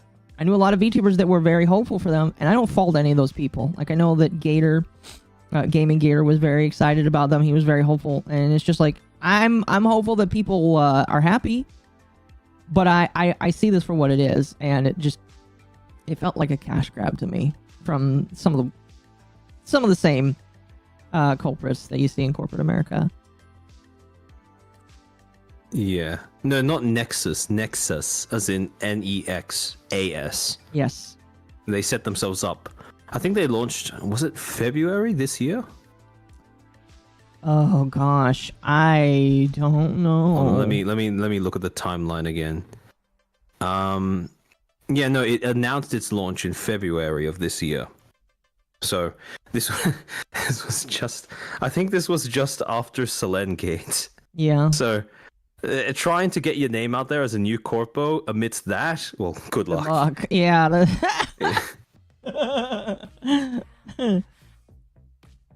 Oh gosh. Yeah, I'm interested to see what happens with the leftovers from all of them. And I wish the best for all of them, legitimately. If you're given a model for free like that, man, you've got to kickstart to like do some stuff. And if I was any of these talents, I would try and do a soft like relaunch basically of your brand. Don't get rid of the model. Continue using the model. But like act as if you're brand new, because nobody knows who you are. So it's a perfect opportunity for people to like become introduced to you. Like scrub your Twitter or some shit like that. Like scrub all your social media and just start over and see where things go. I was actually, there was one thing I was going to say, which is that one of the benefits to the seminar and to the whole academy aspect of the way that was because just as they share some of the similar premises and the similar pitfalls as universities, they also have some of the same strengths, which is that one of the best things that university actually gives you, one of the few, is the fact that it gives you an opportunity to network, especially network with successful people. I do think that the talents who used Nexus as a way of doing that, as a way of networking with larger creators, they are going to do exponentially better. I agree. Because, personally, I only know 2 talents from Nexus personally. Yes. Clotho and Lulu. Yes. And I know Lulu from watching her appear. Well, I first became aware of her from a collab that she did. Oh, sorry. I think it was I forget whether it was a collab or she submitted an entry to one of Filian's streams where she was just getting audience submissions to do a collab with some other creator, I think. Uh-huh. So that was when I first became aware of Lulu, and I became aware of Clotho through Rima. So if the talents had used Nexus as a networking opportunity, I do think that they will emerge with a complete net positive from the entire experience, which is pretty much locked in. But aside from that, I can't really say that the brand did that much for them. No. I don't really know how much Nexus was worth as a brand or as a corpo. Besides that, Lone Kiba Demon in your YouTube chat said, I think they basically were trying to be a corpo that didn't have the same stigma of being an agency, and they thought they could avoid the backlash of talent choice with the thing of being an academy. And I do think there is something in that that idea where there is a possibility that one of the reasons why they chose to market themselves as an academy was because they wanted to make themselves different from the rest. They wanted to say, oh, I'm not going to infringe on my talent's choices. They're coming here to learn, or something like that. Yeah, etc., etc. I can see that. I don't think it worked out the way that it was imagined. No. I Do you think it could work out? A VTuber Academy. Something similar to them, yeah. if it was made, okay, so if we were given the chance, hypothetically, to give Nexus a redo, if we were given all of the resources it had at the start, and all we had to do was figure out a different approach than what they ended up going with, I think it could work, because the concept of a VTuber Academy, where your primary draw, and this has to be one of the main focuses, where it needs to switch from advertising itself as we'll teach you how to be a creator to we'll give you opportunities to network with larger ones. That has to be the first change. The intention has to shift so that your creators, when they go in, are already aware of the best thing that your company can offer, which is that networking opportunity. Because the seminars in and of themselves, I don't think they're a bad thing. I doubt how useful they are as teaching tools, because being a successful creator and being a good teacher are two very different things. Yes. I'm not saying that any of the three that I mentioned earlier, Filian, Punkalopi, or Rima, don't have the ability to do both. I don't know. I wasn't part of the seminars in any way. But it is worth considering the fact that those two are not automatically presented together all the time. So more than that, though, I do think the networking thing is it's a significantly better selling point. Significantly better thing to offer. Yeah. And I understand why you might not want to have that in your public facing advertising, because that does sound a little cynical, like, oh yeah, join us so that we can hook you up with bigger creators. Like, that sounds distasteful. But internally, what I would expect is that they would put more of an emphasis on that. So telling the towns, okay, we're going to give you opportunities to network, use them. Well, that's what like normal, well, at the very least, I feel like when I wanted to go to trade school, and I still kind of want to do eventually, a lot of trade schools will tell you, if you were successful in walking out of this, we'll get you a job. Because the entire goal of a trade school is to put you in a workforce that is in dying need of people like you. So I feel like I don't understand why people would have a stigma towards that, because personally, having the ability to go to a place that then puts you in a job field is utterly massive. And I feel like not a lot of people think about or would want to take advantage of it.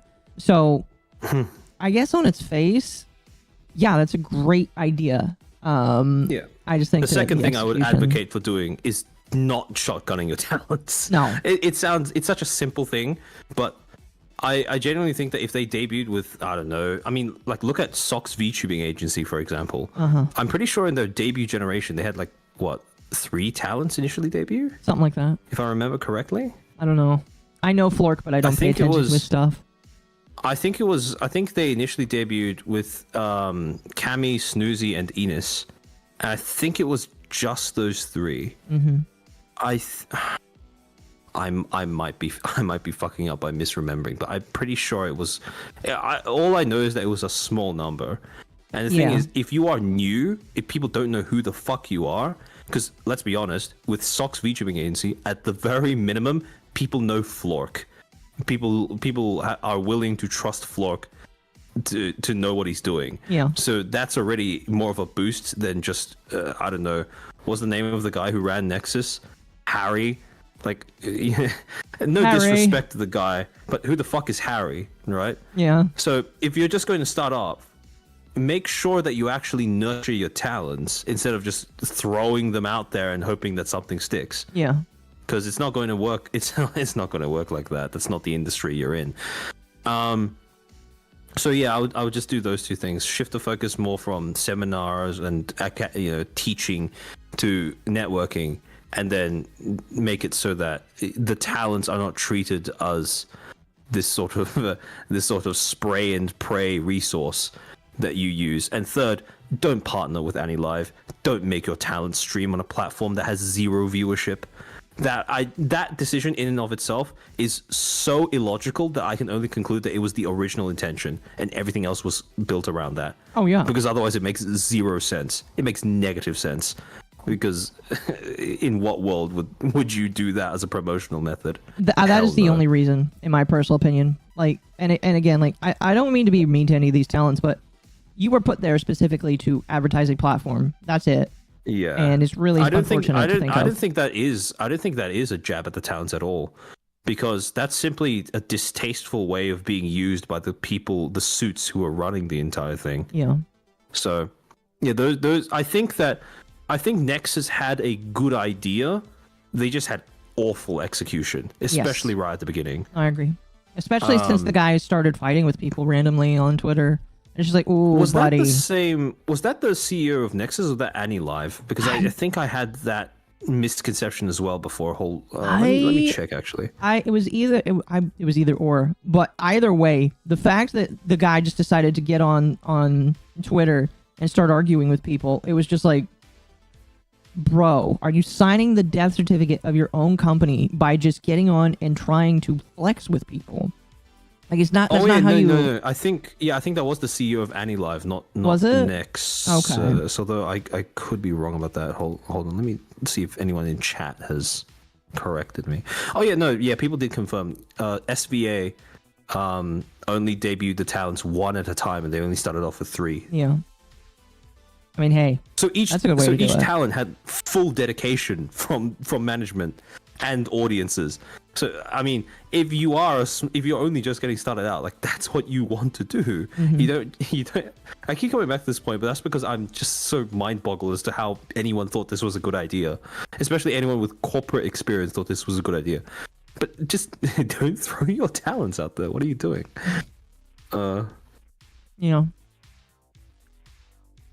So, we are coming up on 2 hours, but I wanted to ask you, what do you feel like your future is going to be in this medium? What is your plans? Ooh, that's a good question. I was simply the plan is to simply stick around, find more ways of imparting what I know to my audience as things come up in VTubing in particular. Find a more, I suppose, the long-term goal is to end up making audiences who share this space, this industry, more informed and more articulate. Because an audience that is informed is harder to trick, and an audience that is more articulate is harder to avoid. Yeah. So, got me into this to begin with was lack of professionalism and exploitation. And both of those things become a lot more difficult.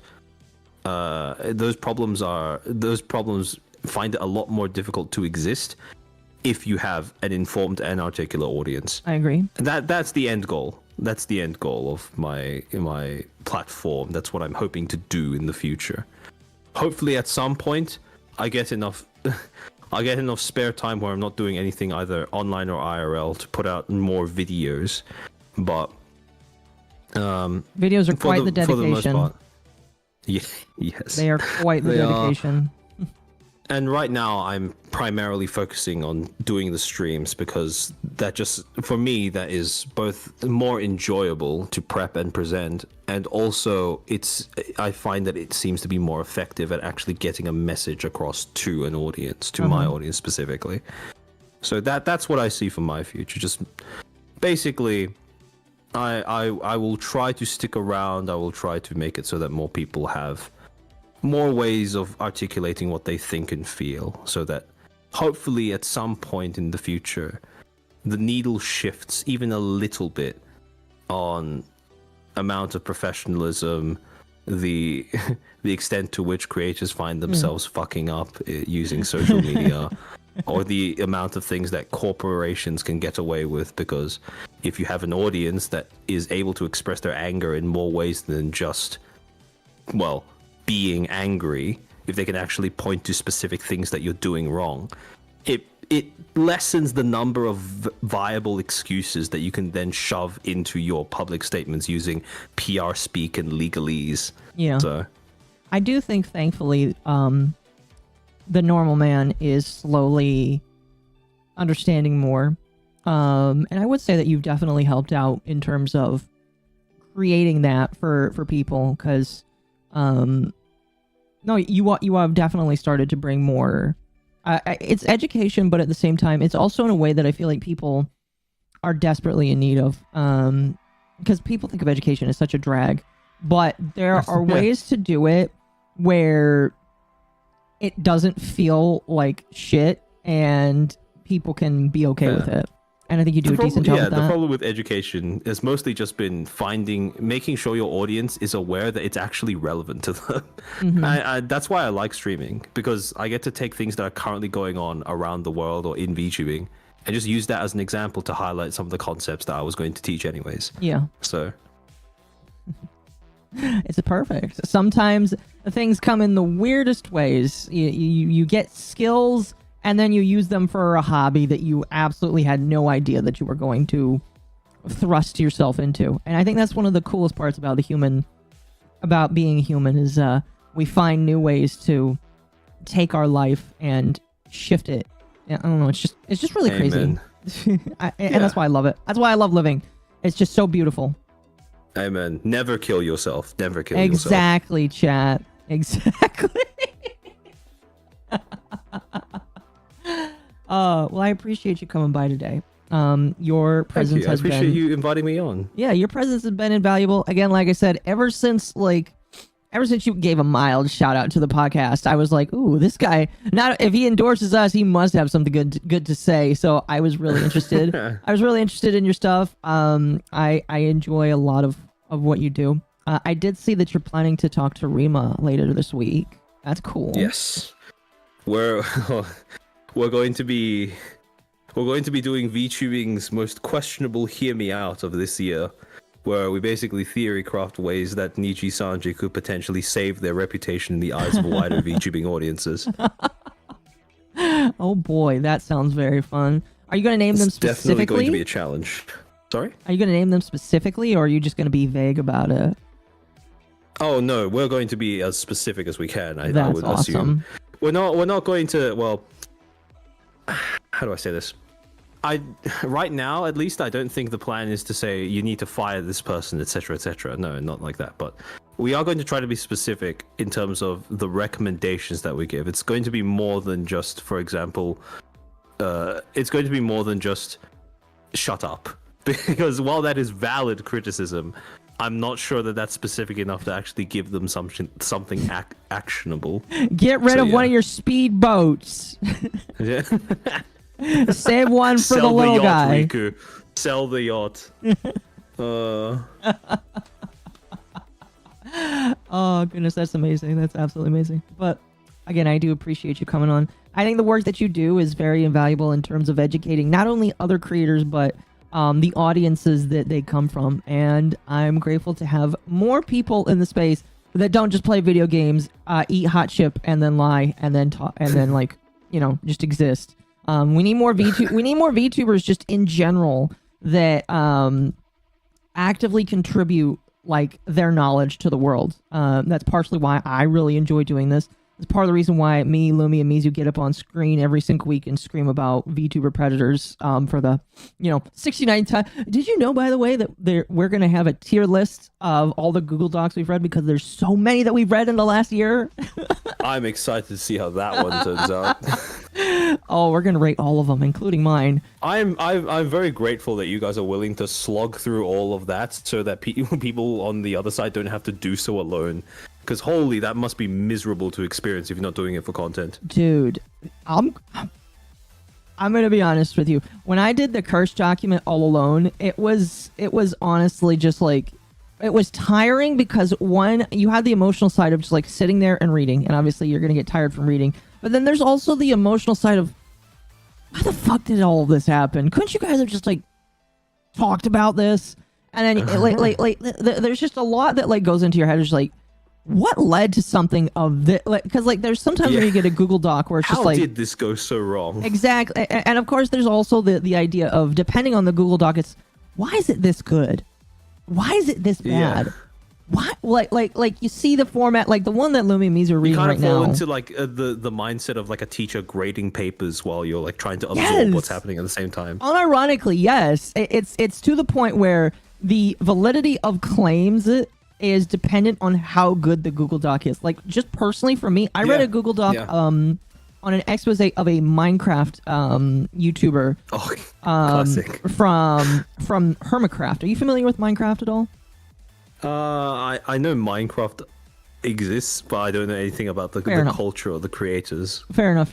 So basically, aside from the propensity to be attracted to minors, but yeah. Yeah, that's the. Thankfully, this Google Doc had nothing to do with minor. What's funny is when I saw this Google Doc, everybody was like, "Thank God, there's not a minor mentioned in this," and I was like, "Oh gosh, the fact that that is like a measure for success is pretty damn unfortunate." But the entire doc like centered around how this one guy supposedly had a partner that he was cheating on, which we got no confirmation on, and like he was leading on all of these people to date them, and it's just like, yeah, that guy is kind of a scumbag for doing that. You know, my mom kind of had that happen to her when I was a kid, but like these people made it sound like he had like raped them. He assaulted someone. Yeah, and it's just like, it's just like, guys, this is like kind of a nothing burger. D-. You're exaggerating too much. Exactly. It's so I do like enjoy doing the reading of the Google Docs because it's just like very few people do.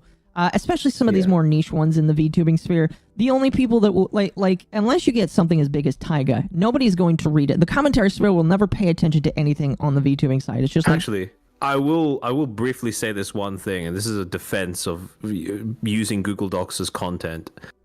If you're going to put something out onto the internet, expect that it will be used for content. Exactly. You do not get to just put a Google Doc out and expect that only people who sympathize with you are going to read it. That's not how the internet works. If it's something that you don't want people who are going to view it critically to look at, don't put it on the internet. 100%. If it belongs in a police report, then please, I beg, put it in a police report first, and then consider putting it on the internet. One of my favorite phrases. Don't use Twitter as the first option. But yeah, sorry. You're good. One of my favorite phrases from a Google Doc that we read is social human trafficking. Oh, I remember this. This was the virus account drama, wasn't it? Yeah, it was. And it's just like, what the fuck does that mean? It's literally just it's just a longer way of saying they groomed me. And it's just like, no, they didn't. I don't know what social human trafficking is, but that didn't happen. That just sounds like a really disingenuous way of describing e-dating, honestly. Because that's what it was. That's what it was. That's why it was. It's funny how much reading high school essays prepares you for understanding Google Docs as well. I will tell you one thing. One thing I started to notice as I was reading these is, my gosh, if I had presented any of these to my mother because I was homeschooled, she would have given me an F really quickly. Like half of these are not worthy of passing. Yep. If it doesn't contain at least a single screenshot of an actual conversation, I don't think the Google Doc is worth taking seriously, like, at all. No. That's the bare minimum the bare minimum threshold needs to pass. And the more cropped to be taken seriously. Yeah, and the more cropped the screenshot is, the worse off it is. Yeah, absolutely. Yep. But no. Anyway, I am gonna let you go. Chat, we're going to raid into Under the Tea. I may jump in right at the end there. I don't know if they're still going. It looks like they still are. I'm looking in here. Looks like they're still reading screenshots. Hopefully it doesn't turn into 3 out of 3 nights for that. God willing. But I am going to let you go tonight, sir. Would you like to plug yourself real quickly for my audience here? I'm assuming that some of your fans have come over, but will you plug yourself for my audience? Yes. So my name is the Armchair Expert on YouTube. I have a channel that basically where we talk about media analyses, often to do with VTubing, sometimes not so much, but all of it to do with basically just trying to give you guys more concepts, more words to describe what you see every day. And also my Twitter at Expert Armchair. I just flipped it around because I was feeling whimsical on the day. It's kind of screwed me over because now anyone who knows me from Twitter doesn't automatically know who I am on YouTube. But follow me on there if you're interested in me basically posting an essay every now and then on why I feel a certain way about something, or why something is a deeply pathological way of engaging with fandom or anything like that. But yeah, please check me out if any of those things sounds interesting to you. And that pretty much sums it up. There we go, chat. Unfortunately, it does not look like Mizu is streaming on Twitch, so I'm just going to raid somebody random on Twitch. If you are on YouTube, I'm sending you over to Under the Tea. I will probably show up there shortly afterwards to help relieve one of them from reading so many screenshots. I'm just going to jump in halfway randomly and expect that I'll understand. From what the sounds of it, though, if anybody knows the Poppy drama, I pretty much know exactly what I'm walking into. But other than that, thanks again, man, for coming on today. I deeply appreciate it. Thanks for having me. Thanks for having me. All right. All right. Chat. See you. Yep. You have a good one. You too. And chat, that was Expert Armchair. Again, follow him over on YouTube. Let me make sure I get a link out for that because I'm going to be stupid if I don't. Where is it? There it is. There you go, chat. Go follow him. He's absolutely fantastic. I love his analysis. He's done a good stream. We were mentioned in a couple of, at least one of his streams. So, you know, he's pretty cool. Other than that, chat, I'm sending you over to Under the Tea. You'll see me there over shortly. I gotta use the restroom, though. Drinking a lot of lemonade today.